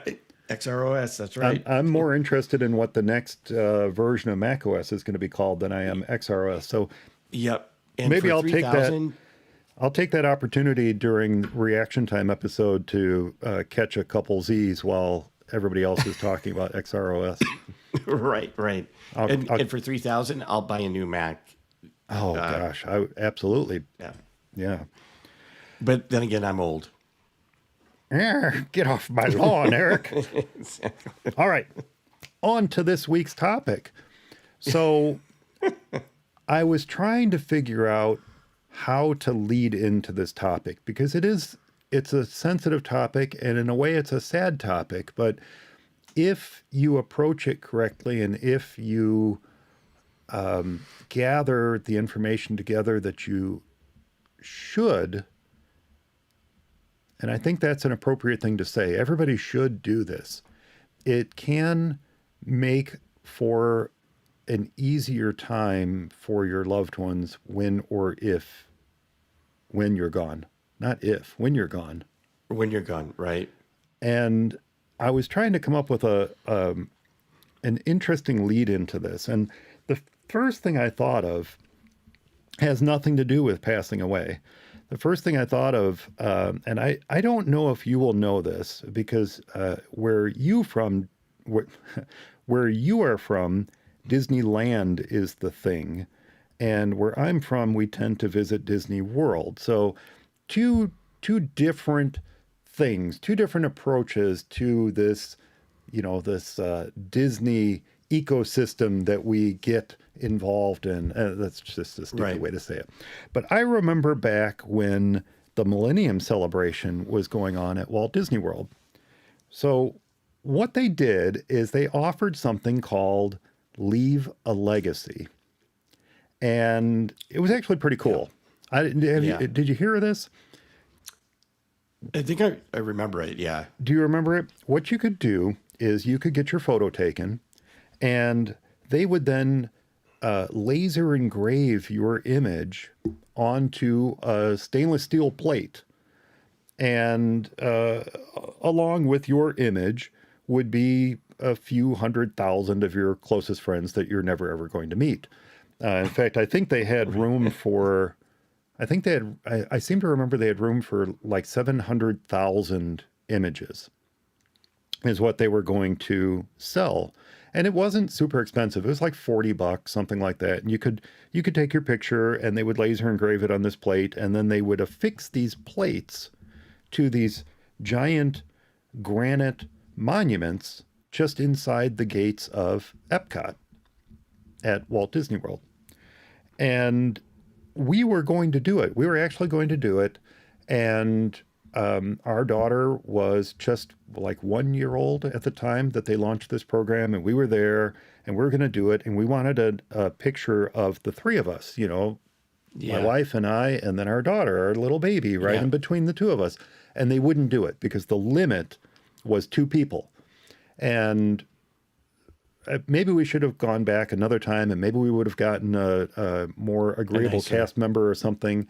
Yeah. But a little baby. We have the two of us and a little baby. Come on, we could have put all 3 of us in the picture, but they wouldn't do it because there were the 3 of us, so we didn't end up doing it. But this program was called Leave a Legacy, and the idea was that you would forever be immortalized at EPCOT, and right. You know, future generations of friends and family could visit your image and say, oh, there was, you know, great grandpa Mike and great grandma, and, you know, oh my gosh, there's grandma, you know, and all that. And well, that was the idea, that they could visit your visage forever until they couldn't, because the paperwork that you signed when you had your image taken said that after the image has been up for 20 years, they could remove it permanently. Whoops. Well, so much for leaving a legacy, right? When Disney decided a few years ago, and this was in 2018, 2019, they decided that they were going to remodel not only EPCOT, but in particular the entrance to EPCOT. They were going to restore the original look and feel of EPCOT from when it opened in 1981. So that meant removing these granite monoliths. I think I saw something like the lightest one was 50,000 pounds. Oh my so gosh. they had to get these things out of there in order to remodel. Well, when they removed the monoliths, which by the way never filled up, they never sold 700,000 of these images. I can't remember how many they sold. They might have sold like 500,000 or something. So they never sold 700,000. So these granite monoliths never were filled. There were like these big gaps on them where these stainless steel plates would go, but there weren't enough images to fill them. In retrospect, they probably should have continued selling them. They stopped selling them around 2007, something like that. And they probably should have continued selling them and just filled them all up and, you know, what have you. But basically, when they removed these monoliths, they also removed the images. Well, fortunately, they also announced that the Leave a Legacy photos would move to a new location just outside the park's gateway. Now, what was interesting about that is they didn't take the existing plates. I'm not sure that they could have. They were fixed to these huge granite things, you know. So what they did is they actually recreated them. They recreated all the plates that had been done, and they mounted them to this kind of fence line outside the gates of EPCOT. So you can still visit them. There's QR codes. You can locate family members, and it was really a nice way to keep the images, but still remodel the entrance like they wanted to do. And frankly, the remodel is beautiful. They did a fantastic job with it, and I'm eager to see what they do with the rest of the remodel in what used to be called Future World when that's done this fall. That does sound. Yeah. So it looks a lot nicer. It looks a lot nicer than these granite like stones that were sticking up from the ground in the entranceway did. So now it's still possible that Disney may at some point decide later to remove them again. But for now, the legacies that people left back at the turn of the millennium are safe. But it also proves that even when your image is etched in stainless steel and mounted to And a it's stone. seemingly immovable piece of granite, even that may be temporary. Right, right. Exactly. So that's a somewhat humorous way of leading up to this topic, because this is a topic that we don't want to think about, we don't want to talk about, but Right. it's a fact of life. At some point, we are going to pass on. And much like the Leave a Legacy monuments at EPCOT, we are leaving our own legacy behind us. We're leaving a digital legacy behind us. And this came up because, and I mentioned this briefly at the beginning, but this came up because a client reached out to me a couple weeks ago. Her son, unfortunately, passed away at a very young age, 39. He left a MacBook Pro behind. He left an iPhone behind. He left an iPad behind. Everything that made up his daily life was locked on these devices. They didn't have a password to get onto the Mac. They don't know his Apple ID password. They do know the PIN code to get onto the phone, but at the moment, we don't have all the devices together. So he was very concerned about security. This I know from speaking with my client. He was very concerned about security. So he very likely had drive encryption turned on. Right. He very likely, File Vault. He very likely had that turned on, and he very likely had turned on the ability to reset or gain access to the Mac via his Apple ID. We don't know yet. We're approaching the situation very cautiously, because if we accidentally get locked out, and File Vault, drive encryption is on by default. Apple suggests it when you start up a new Mac. Yep. So there's a very good chance that it's on. If we make a mistake, if we lock them out, they're locked out forever. There really isn't any way to gain access to that computer. So we're delete the key. Yeah, we're trying to approach this cautiously. I'm hoping that once we get the iPhone in our hands, we'll be able to use the Apple ID to unlock the Mac, to reset the password. Right. But we just don't know. We don't have all the devices together yet. The son was in another state, and we're still trying to get everything together in one place so that at least we can try. Yeah. So it's a sad situation, but it's a situation that plays itself out time and time again. I've lost several family members the past 3 years. I know you've lost people. It's something that we don't realize how important this is until the need is there, until someone is gone and we realize we don't have a way to gain access to this digital legacy that they left behind, that we realize we should have had this conversation. And I know that this is not a new thing.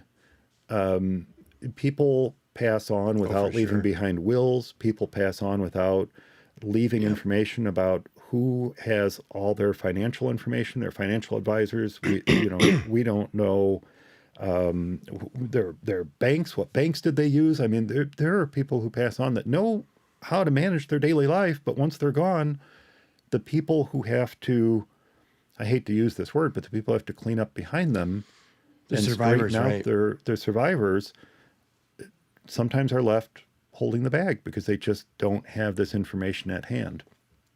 Right. So I thought it might be a good idea to talk about how we can help prevent some of this from happening. And I know you have some of your own ideas about it. I took some notes here on things that I feel are important to have in order. And I also had a conversation with my wife about this too, and said, what information do I have that you'll need access to if I'm no longer with us. So the one I wanted to start with is something that we talk about all the time here on the show, and that is password vaults. These are super important. Not only is it important to have all of your username and passwords and account information in one place, but it's also important to assure that others know how to access that information if you are not there to share it with them. Right. And the neat thing is that companies like 1Password and Strongbox and many of the other password managers that are out there have the ability to assign family members access to your vaults. 1Password for sure has this. They have it by way of their family accounts, but they also have other ways to, gain access to your 1Password vault. Strongbox does as well. And it's something to make sure that when you have a password manager and it is a tool that you use to store other information about your daily life, that not only is there a way to assign access to a trusted family member or friend or executor or what have you, but that maybe just the most basic information about accessing that vault is also in the hands of someone you trust. Right. And there is 1Password, for example, has like an emergency access kit or, like an access kit that you set up when you first sign up or set up your account. Yeah, which is super important to do. Yep. And more importantly, print it out. And that's something that we're going to talk about in just a little bit when we talk about a tool that Apple provides. But yes, you're right. There's this emergency, they call it the emergency kit, right? Yeah. And that's for the newer online version of 1Password. If you are still using an older version that has local storage vaults, I don't believe that password kit exists, does it? No, it doesn't. Right. It's just for the newer online account management stuff. Yeah. Yeah. Yep. So at the very least, you want to make sure that a family member, a friend, a person you trust to look after your affairs if you're no longer around has the password to access your vault. Whether or not you have this emergency kit, whether or not you turn on the feature that allows someone to access your vault, a family member to access your vault, through the back end, just make sure a person you trust has your vault password stored safely within their own vault. You're right, exactly. And 1Password, I think you said Strongbox too, I'm sure. I mean, the 1Password allows you to share vault. So my wife and I share a vault. And so, of course, she has her own password. But if something were to happen to me, she has access to the vault with all the same passwords and, everything that she needs. I mean, any password that I create, whether it be for myself or whatever, I put into that vault. So it'll always, for all our finances and everything else, it'll always be available. Yeah. So, yeah. And the other thing I thought of in that regard is, and I know this seems silly to say, because if they can get into your vault, they can look this up. But I thought it might not be a bad idea to note where your vault is stored. In other words, are you using 1Password's own servers? Are you using, the feature where your vault is being stored on their servers? Or is your vault being stored in Dropbox? Is your vault being stored in iCloud? Where is your vault being stored? That's probably useful information to keep along with your vault password as well. So that if something happens and they can't get into your Mac or they can't get into a device that has access to it, at least they know where your vault is and they can try to get to it that way, whether it's logging in at 1password.com or whether it's, logging into Dropbox or iCloud through another means. At least they can then somehow get to your vault and gain access to it by installing the app on another machine. So, Right. I thought of that after the fact, and I realized that it's maybe a little silly because if they can get into the vault, they can look it up. But if they can't get into it otherwise, if they don't have immediate access to your installation of 1Password or Strongbox or secrets or what have you, at the very least, they should know where that vault is stored so that they can try other means to access it.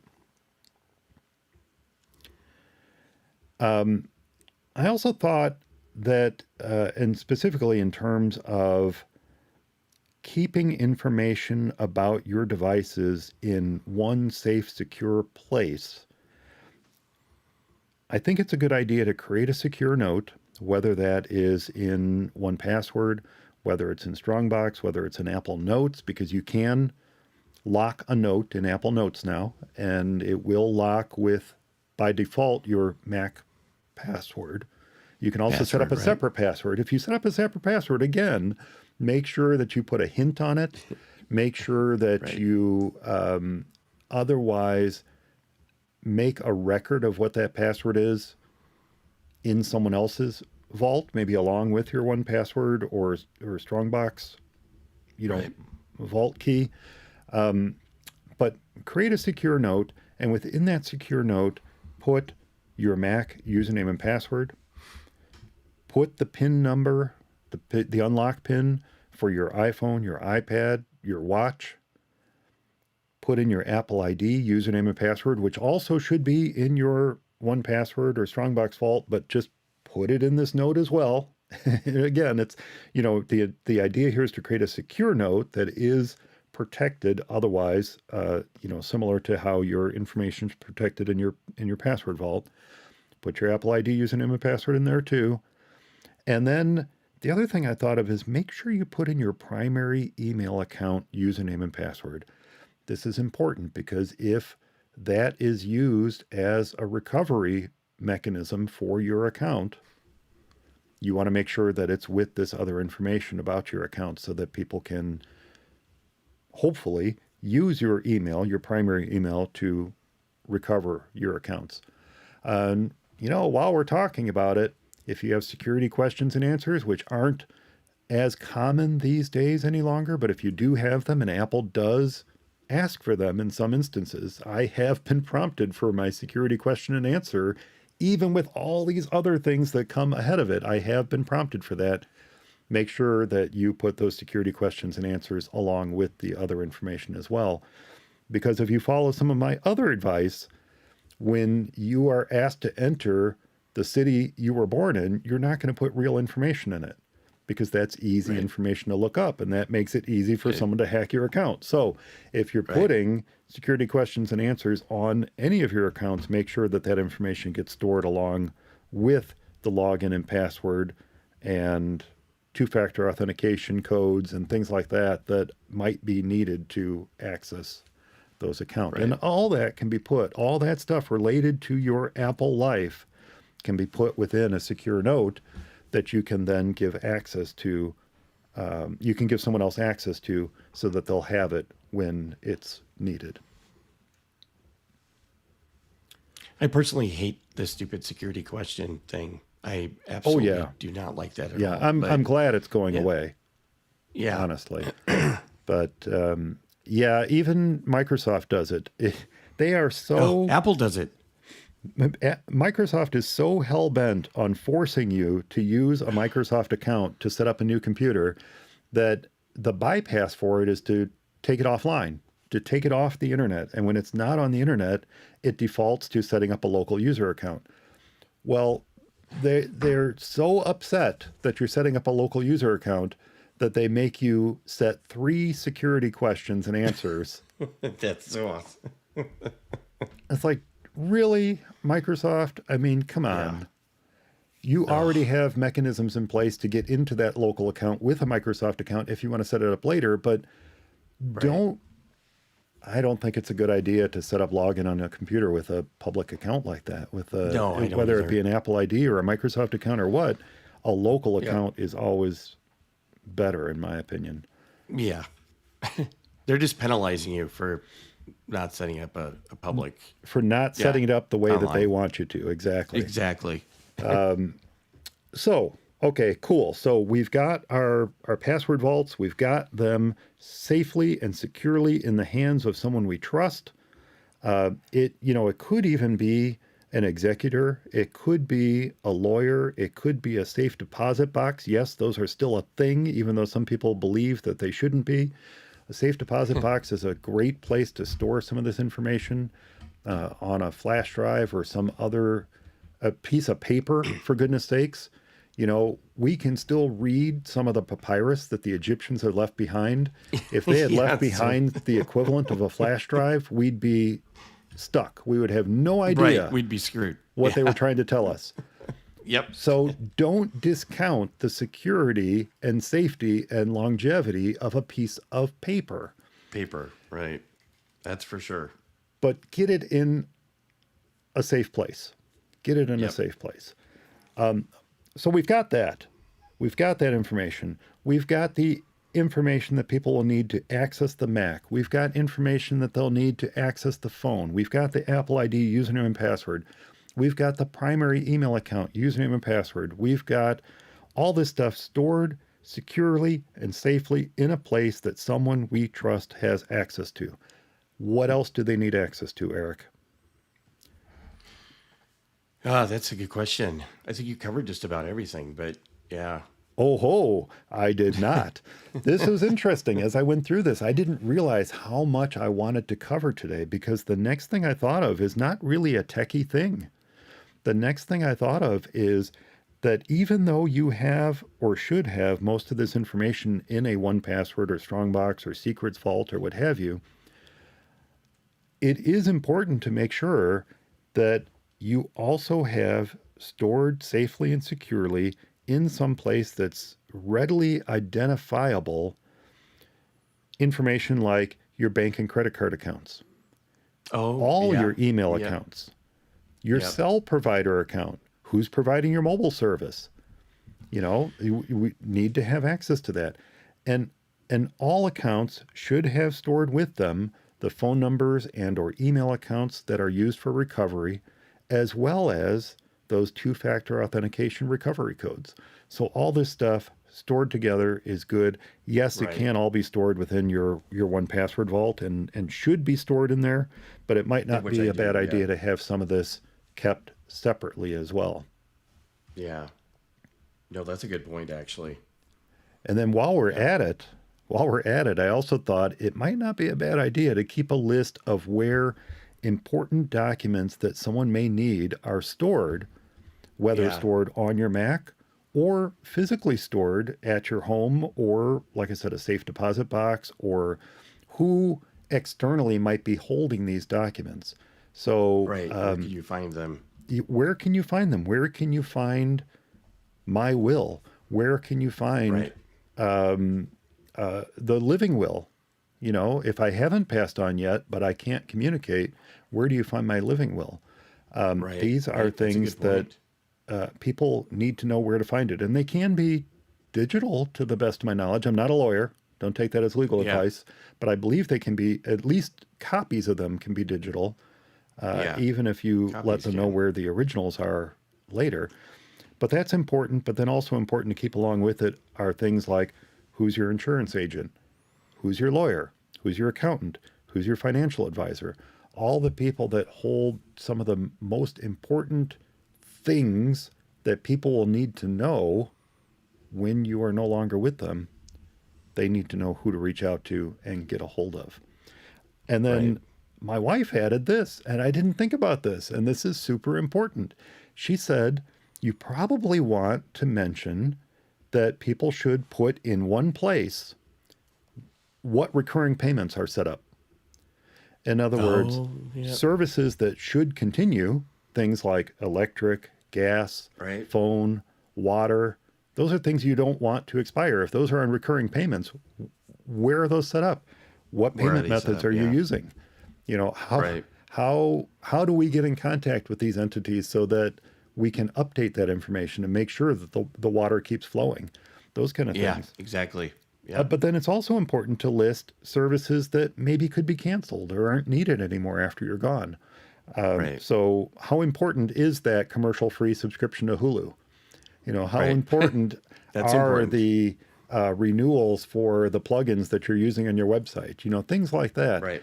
And the funny Right. thing Right. Right. is, I thought about it and I have a list like this, but it's for a different reason. I have this very list, but the reason I created the list is so that when I'm assigned a new debit card or a new credit card, I know Oh, that what you can. services to reach out to Right. update that information with the new Yeah. expiration date and the new security code and all that kind of stuff. I have that information gathered together, but I don't have it labeled as such. I have it That's smart. labeled places to change credit card when we get a new, or places to update credit card, I think is what I call it.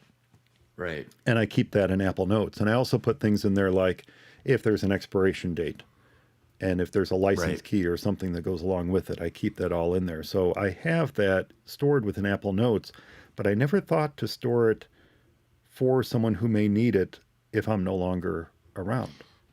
Right. And Apple At Notes least is you a have, though. great place. What's that? Yeah. I said, at least you have it, though. I mean, at least I didn't think about that, actually. And I've already run into that. That situation, although most of everything is used by the same, I use the same credit card or debit card for everything, but still, it's, yeah, You still have that'd to be reach good. out to them and you have to make these changes. Right. What's Yep. nice is more and more companies are getting these automatic communication from the credit card company so the expiration date updates automatically, Oh, especially that's nice. subscriptions and services like PayPal, services like Apple Wallet. These are Yeah. all automatically updating now. But Yeah. yeah, I mean, the list I have is long. And anytime Yeah. we get mailed a new I do credit too. card, I'm like, oh gosh, now I got to go through that I list. know. But imagine being someone who is not responsible for those services and then needing to Right. decide, Yeah. what do we need to keep going? What do we not need to keep going? And it doesn't necessarily have to be a secure note because there isn't any sensitive information per se in that list, but it is a list Right. of services that have recurring payments. So it's good to assure that they're Right. available should someone need them. Yeah. And Yep. then Exactly. I also thought about your online life. And this is where we start to get a little bit more like that Leave a Legacy monument at EPCOT. Your online life is more than just a list of passwords. Your Right. online Social life, as I media. thought about it, yeah, it's a separate virtual world that you live in. And Yep. it's important for people to know how to manage these when you're gone. And specifically, I know the topic comes up frequently. What do you do with someone's social media when they've passed away? And I think it's important to let folks know what you want done. What should happen? Well, I don't care about Facebook and Twitter, but what should happen Well, with but even those Mastodon two. or Yeah. what should happen with YouTube? What should happen with Right. this channel when Right. I'm no longer here to manage it? What Yeah. should Right. there be a final Definitely. message, or should someone just archive it and pull it down? Should someone just shut it down? And so I think that's important to gather that information. These are the social networks that are important to you. How would you like them handled should something happen and you're no longer able to Around. manage The, them? You're no longer around. that Yeah.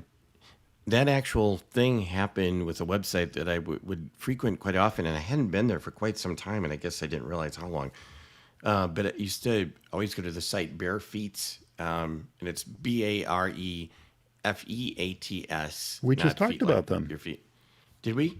Oh, yeah, Yeah. I think we did. Yeah. Yeah. And I had found out he passed away. Oh, no. Robert Art Morgan, who was 77, passed away, and I was like, "Oh my gosh, I can't believe this!" You know, Oh, I and, didn't know they that. have the obituary, they have the notice right up there, and I'm kind of upset too, and I guess I don't know who could take over for him, but that was something that was actually really good because, like the site said, it's a real world speed test, and a lot of times it would go against I would learn things that I wouldn't otherwise know. he kind of went beyond just the, the Cinebench. I mean, he did that in the Geekbench and the benchmarking and stuff like that. He went beyond that a lot of times and brought out things that, you wouldn't otherwise think of or know about.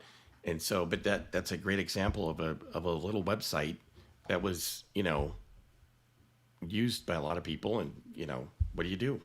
Yeah, we just talked about that, and I think it was the last episode. And I remember going there as I was editing the episode, and I did not see anything about that on the site. Now, I may have missed it.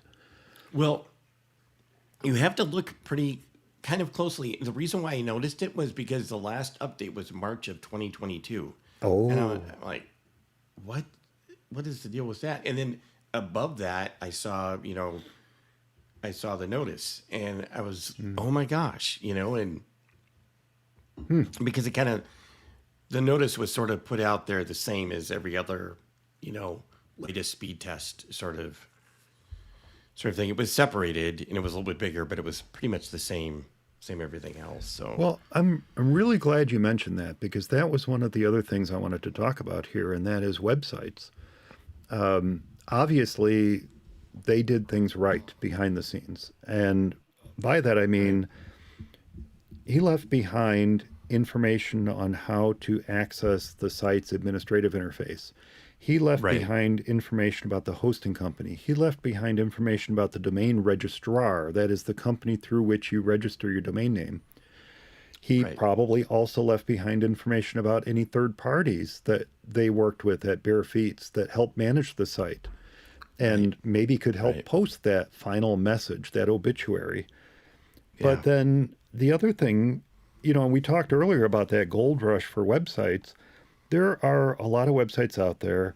A lot of them have disappeared. If you ever go through the bookmarks in your browser, you'll find that probably a good 25 to 40, 50% of them are gone. They're no longer out there. And this is part of our online legacy, part of our online history that's gone. And there's an entity that helps with that, and I'm going to talk about that in just a second. But making sure that you leave instructions behind for what should be done. Should a final message be posted? Should the site be archived? Should the site be pulled down? What is it that we want done? Is there, or are there funds set aside to ensure that the site can continue to be hosted, that the domain name is going to continue to be renewed when it comes up?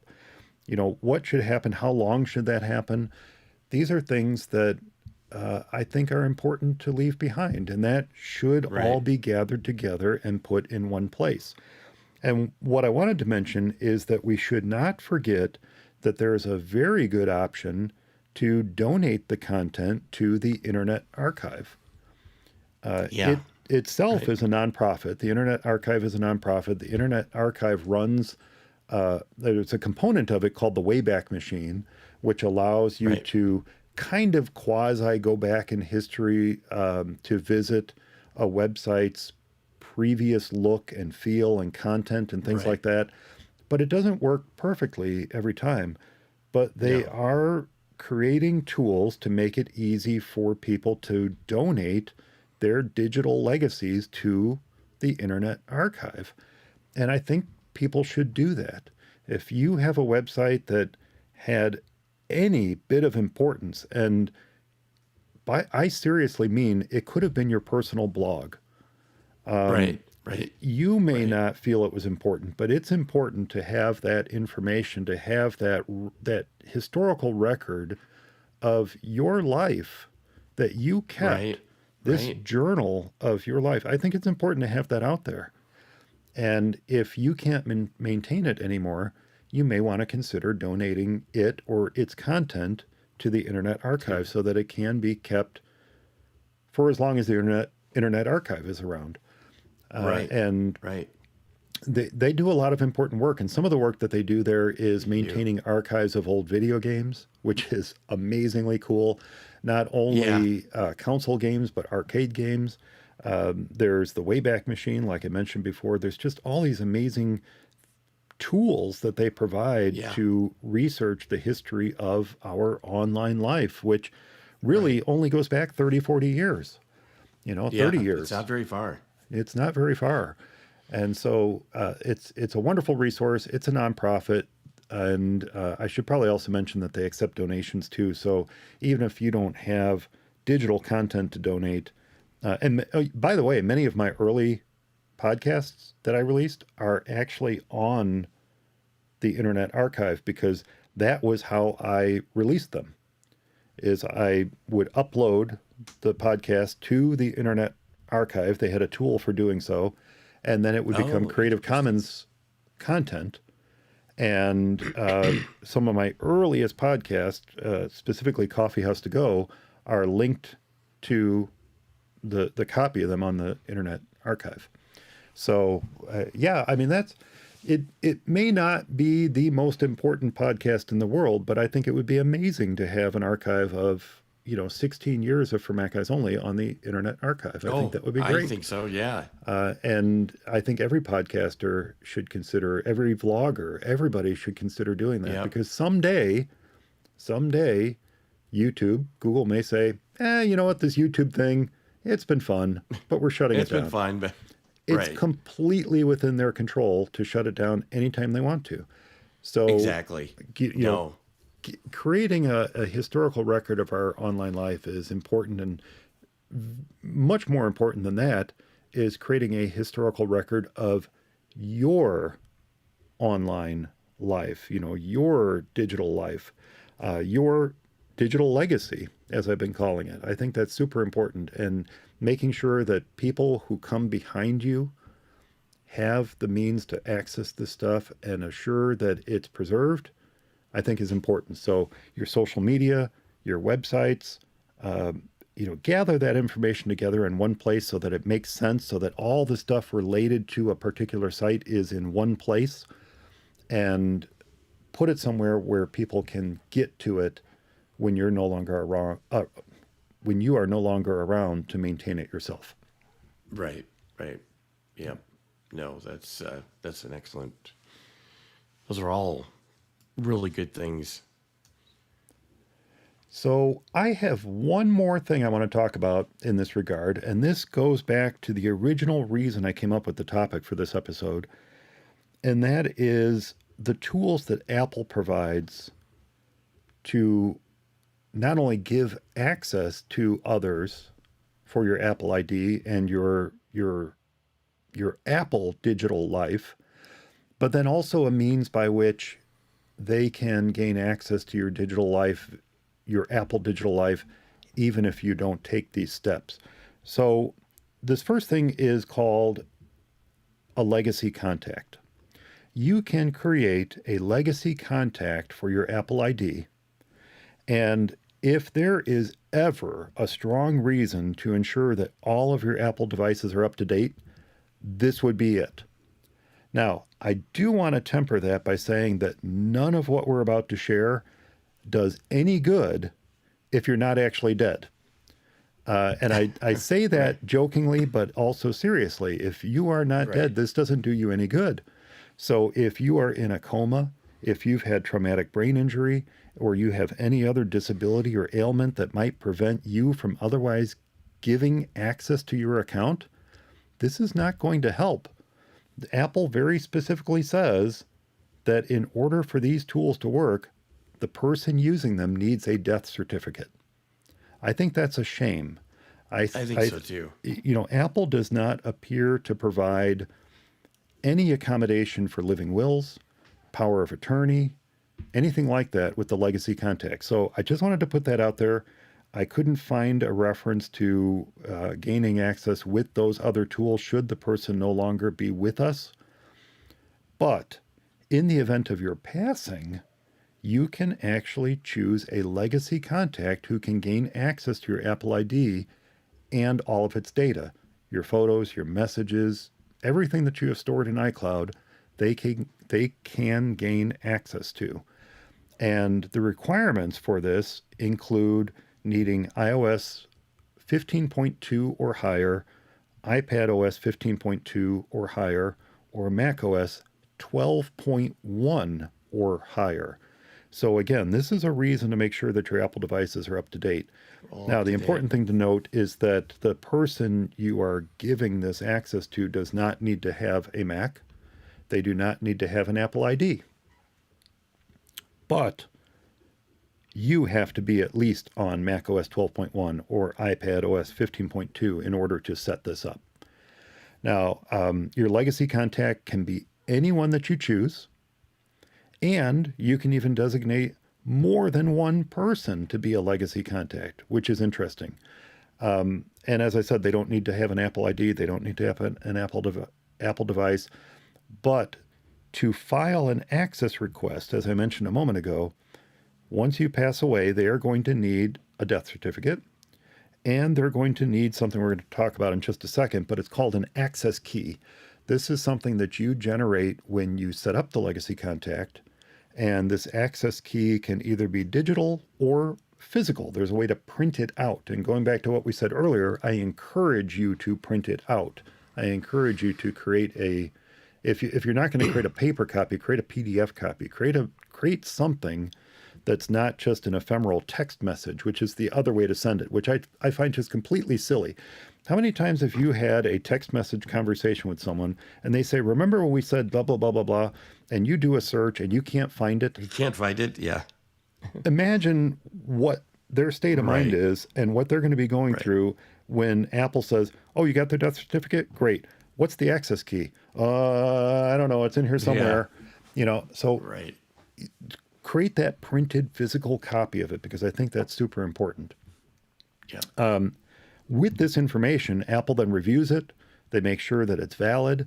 And then once they've assured that it's valid and you should have access to this person's account, and again, this is a lot of hoops to jump through. So this goes back to just make sure they have your Apple ID, username, and password, for goodness sakes. If they have that and they have the other devices that are normally at your disposal that you use to gain access to your account, that's a lot easier than going through this legacy contact procedure. But if they have to, once that access is approved, then your legacy contact actually receives a new Apple ID username and password. They don't get your Apple ID username and password. They get a new one. And that because new one, Apple doesn't even know what your password was. Apple doesn't even know what your password is. So Apple gives them a new Apple ID username and password. And then with that new username and password, they can then gain access to your iCloud and other Apple ID data. Now, the interesting thing is that your old account stops working. So your old Apple ID and password no longer works. This new special one does work. And the other interesting thing is what we talked about earlier, activation lock. Activation lock is removed on any devices that use your Apple ID. So that's actually super cool too, and it makes sense. And that's what we're talking about. So that's where that activation key comes into play. They're going to give you a new password and account. Yeah, you're going to need that activation key to get to it. Now, the other thing to know about this, and this is important, it's not urgent, but it's important because there is a time limit on this. The new Apple ID password, username and password that your legacy contact gets is only good for 3 years from when it is first approved. So, okay, it makes sense. Yeah. They're going to assign this person a new account, but then that account is only good for 3 years. So they need to get all your information out of your account, all the information that they want, your photos, videos, etc., all the information that they want out of your account before that 3 years is up. Yeah. So that's important to know. I did want to briefly cover what you have to do to set this up. It's very easy from a Mac. It's very easy from an iPhone. You go in, interestingly, their directions talk about going into system preferences. Obviously, these instructions have not been updated for Ventura, but according to Apple, you go into system preferences and or settings, you go into your Apple ID, You go into password and security, and then you click legacy contact. And from there, you can add a legacy contact. And they say you might be asked to authenticate with Touch ID or your Mac login password. They also say that if you're in a family sharing group, you can choose a member of that group. So, if you have family sharing turned on, it's going to give you the opportunity to choose one of those people in your family sharing group.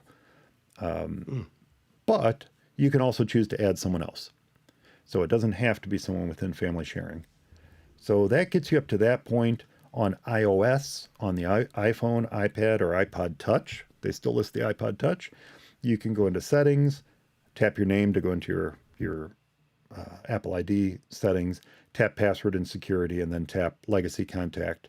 And then the same steps happen after that. You're given the opportunity to choose a family sharing member or to choose someone else.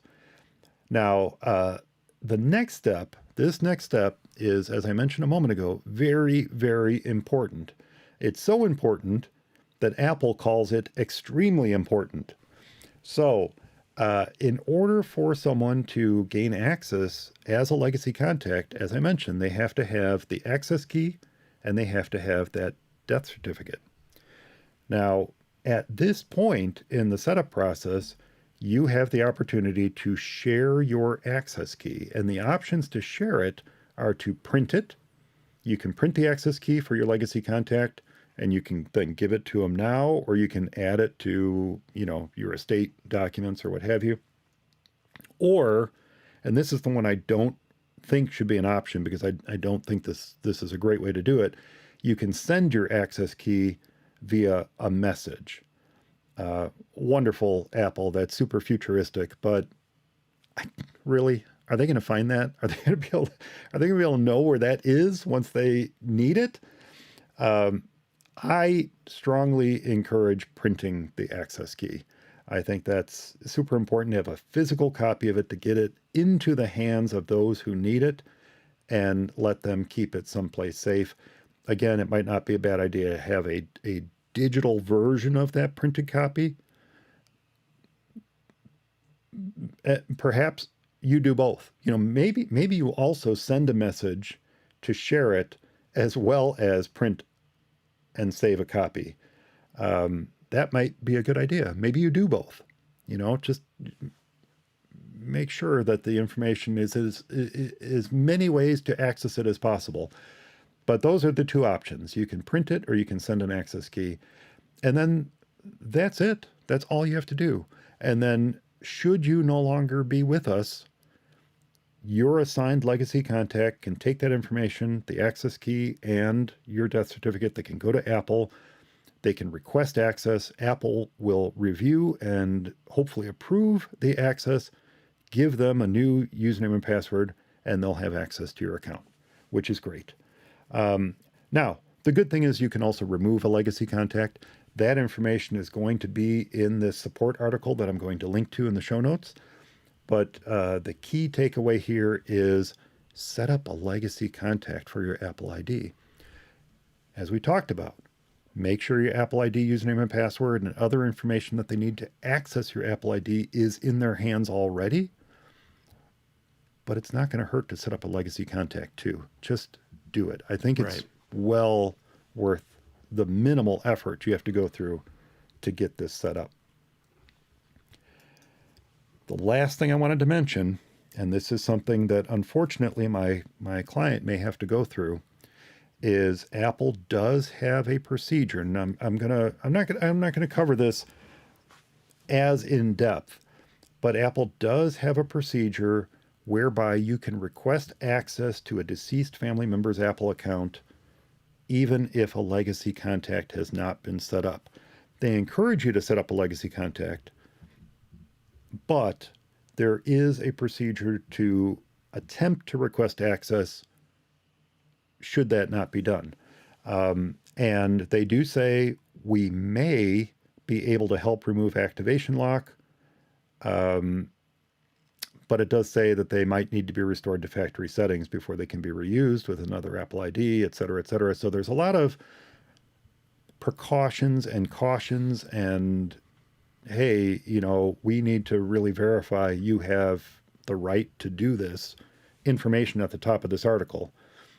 But the key is they give steps on how to access the account with a legacy contact. They give steps on how to delete an Apple ID permanently, should you want to. And then they also have information on requesting access with a court order or other legal documentation. So even if a legacy contact is not available, if that was not completed, if that's not done, you do have the ability to request access to a deceased person's Apple ID and their data with a court order that names you as the rightful inheritor of your loved one's personal information. So, all important information to have. These are important links to keep handy. And you know what? Heck, these might even be good information to keep in your password vault as well. Yeah. So, yeah. That's all I have, Eric. Anything you wanted to add to that conversation? Not that I can think of, with the exception of, like you said, this all only applies if you've passed on. It doesn't apply if you're still living. And I think I mentioned this to you, or we were talking about this. People are in some places having their phones stolen, and they are having them stolen, and it's by teams of people, and they actually get the passcode. So they watch the person type in the passcode. They're at some club, something like, someplace. And so one person sees that, the other person steals it. They immediately get into the phone, change the passcode, start changing iCloud, whatever. And all of a sudden the person can't get into their phone. They can't get into their iCloud accounts. And this one woman, she has like 15 years worth of photos into her iCloud account. She cannot get into it, even though it's all been confirmed. I mean, she's the owner of the account. The thief has the password apparently. And so there's no way she can get into it. So I was just thinking about this when you were talking about this. I'm like, if she died, perhaps somebody could get into it. Yeah. It's just kind of idiotic. And I know that all kind of came about when Apple got socially engineered a while back, and somebody was able to steal a bunch of, get into people's accounts. And since then, they've just really locked everything down and have gotten nutso about it. And I do appreciate that. Don't get me wrong, but there should be a way.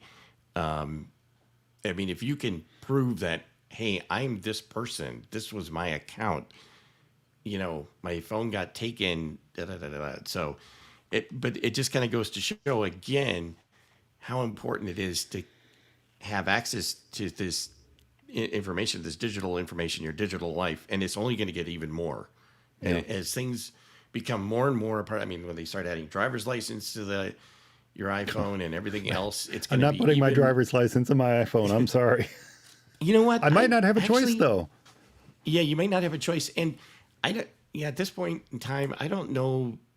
I would have said that, but I guess the more I get thinking about it, the more I don't know. But at any rate, like you said, when something happens, if the unfortunate thing happens, and you want to be considerate to your loved ones who might have to go through all this stuff and have to deal with stuff after you've passed, and you've brought up all sorts of great information here and all the reasons why you want to be able to have somebody have access to it. And most of this can be taken care of, like you said, if you have a good password manager and you have access, the other person has access to what they need to have access to. But even so, it's good to have, probably give people access to your iCloud account in case anything should happen, even if they do have your password and everything, if for no other reason than just to, I imagine if I should pass away and my wife decides to stop paying for our iCloud access, it's not going to be around. I mean, I'll probably lose that data. She would probably lose that data or whatever. So at least this way, if you get access to it through, the death certificate and the activation key, you can at least have access to it for 3 years. So Yeah. And what you just mentioned goes back to what I said earlier about keeping a list of what recurring payments are happening and why. And right, let's then append that with why they are happening. It might be right, obvious, gas, water, electric, that's obvious stuff. But obvious stuff. if you have on the list Apple iCloud and you don't say, because this is where our family's photos are stored when they're uploaded from the phone, Right. they might not understand.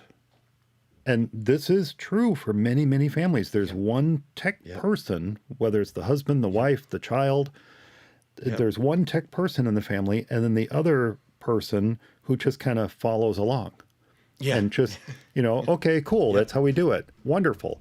Yep. But That's maybe exactly doesn't right. understand what service is used to do that thing that they're doing, So Right. Janet raised another great point too. My wife raised another great point. She said, and I didn't even think about this until she mentioned it, and this was really, really important to mention.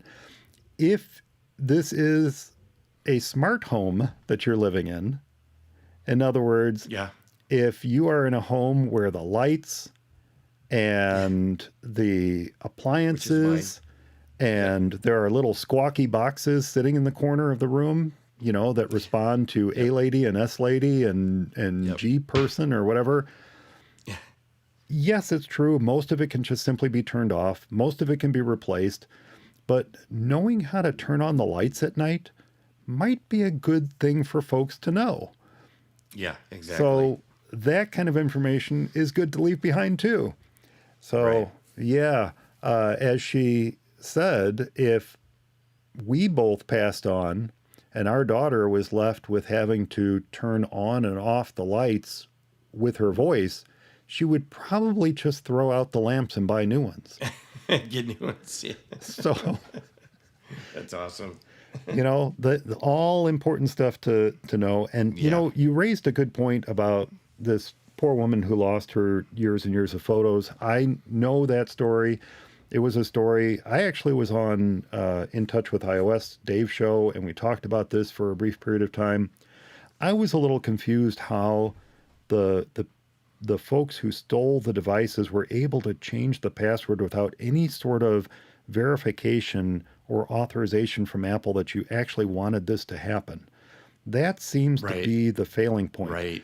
Apple purports to watch out for our privacy and our security all the time, but then they let somebody who has a PIN code willy-nilly change the password of someone's Apple ID without any kind of verification, without any kind of authorization from a second device or anything, like nothing. They Right, can just right. change the password. That does not seem right. There No, it doesn't. has to be a way to prevent that from happening without someone just typing in a new password. That's just Right. insane.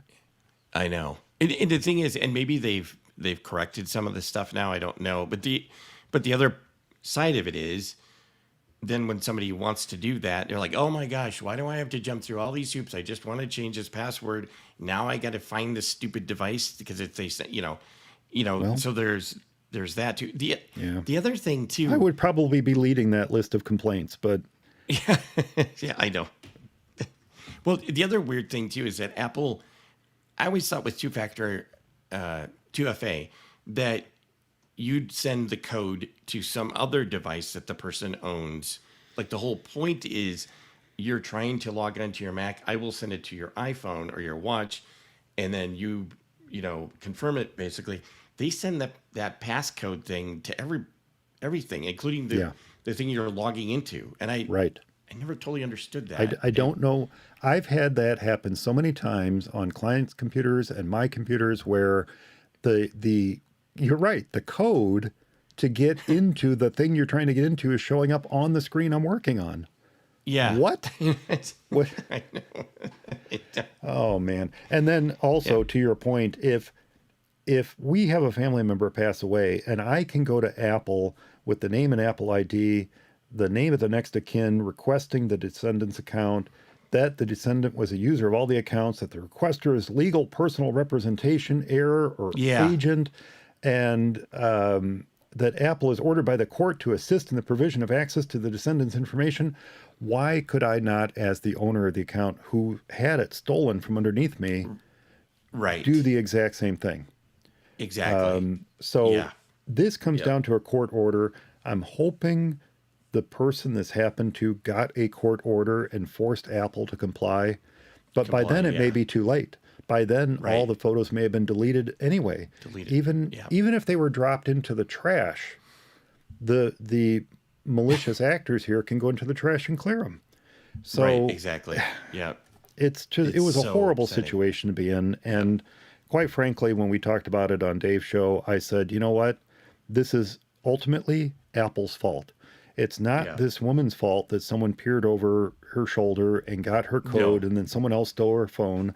It's Apple's fault for allowing her entire digital life to be stolen from her with nothing more than a PIN code. That's insane. And they need to be taken to task for that. They can go to the top of the mountain and talk about how concerned they are about our privacy and our security. But when something like this happens, that just goes to prove that maybe they don't care quite as much as they like to say they do. Yep, exactly. All right, off my soapbox. One more thing, and then we're going to wrap stuff up, Eric. Jill, our friend Jill, wrote again. Now, she did. I blame you for this because you left me. You left me to my own devices in the last show, and you said, you got to go, and you left me, the person who's trying to learn how to code in Swift, to take this on my own. But she reported that I misspoke again last episode because if you actually ran the code that I gave using the POW function, it would tell you that the area of a circle, based on what I said, it would tell you the area of a circle with radius 5 is 9,817.46875. It most definitely is not. It's not. The area of a circle with a radius of 5 is not over 9,800. It's like 78 something. I don't remember what it is exactly. But the reason that happened is because I misspoke. So we were talking about radius times radius. You know, we were manually squaring radius by multiplying it times itself. And when I talked about the POW function, I mistakenly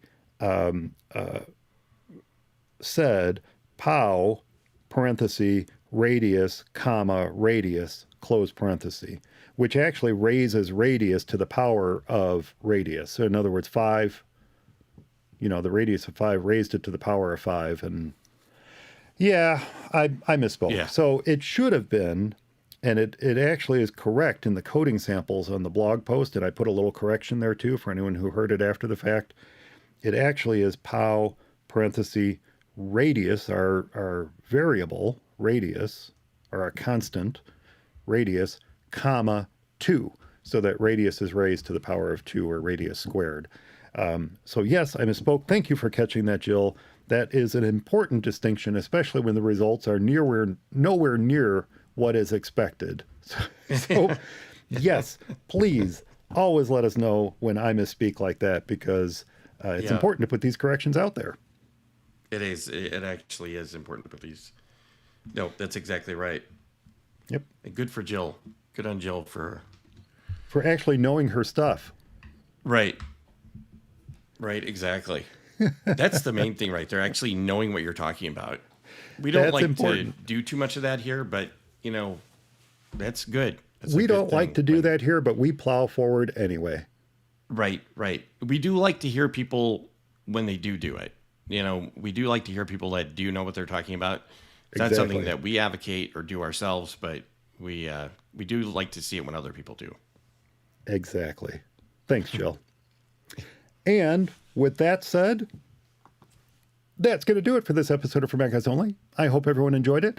Remember, I do love to get those letters. So if you have any comments about the show, a tip to share, a software or hardware problem with your Mac, or you would like to share your own digital legacy suggestions for helping assure that folks can take care of your stuff when you are no longer with us, well, be sure to leave your favorites in the comments of this week's show notes found at formaccguysonly.com, or you can drop me a line, mike@formaccguysonly.com.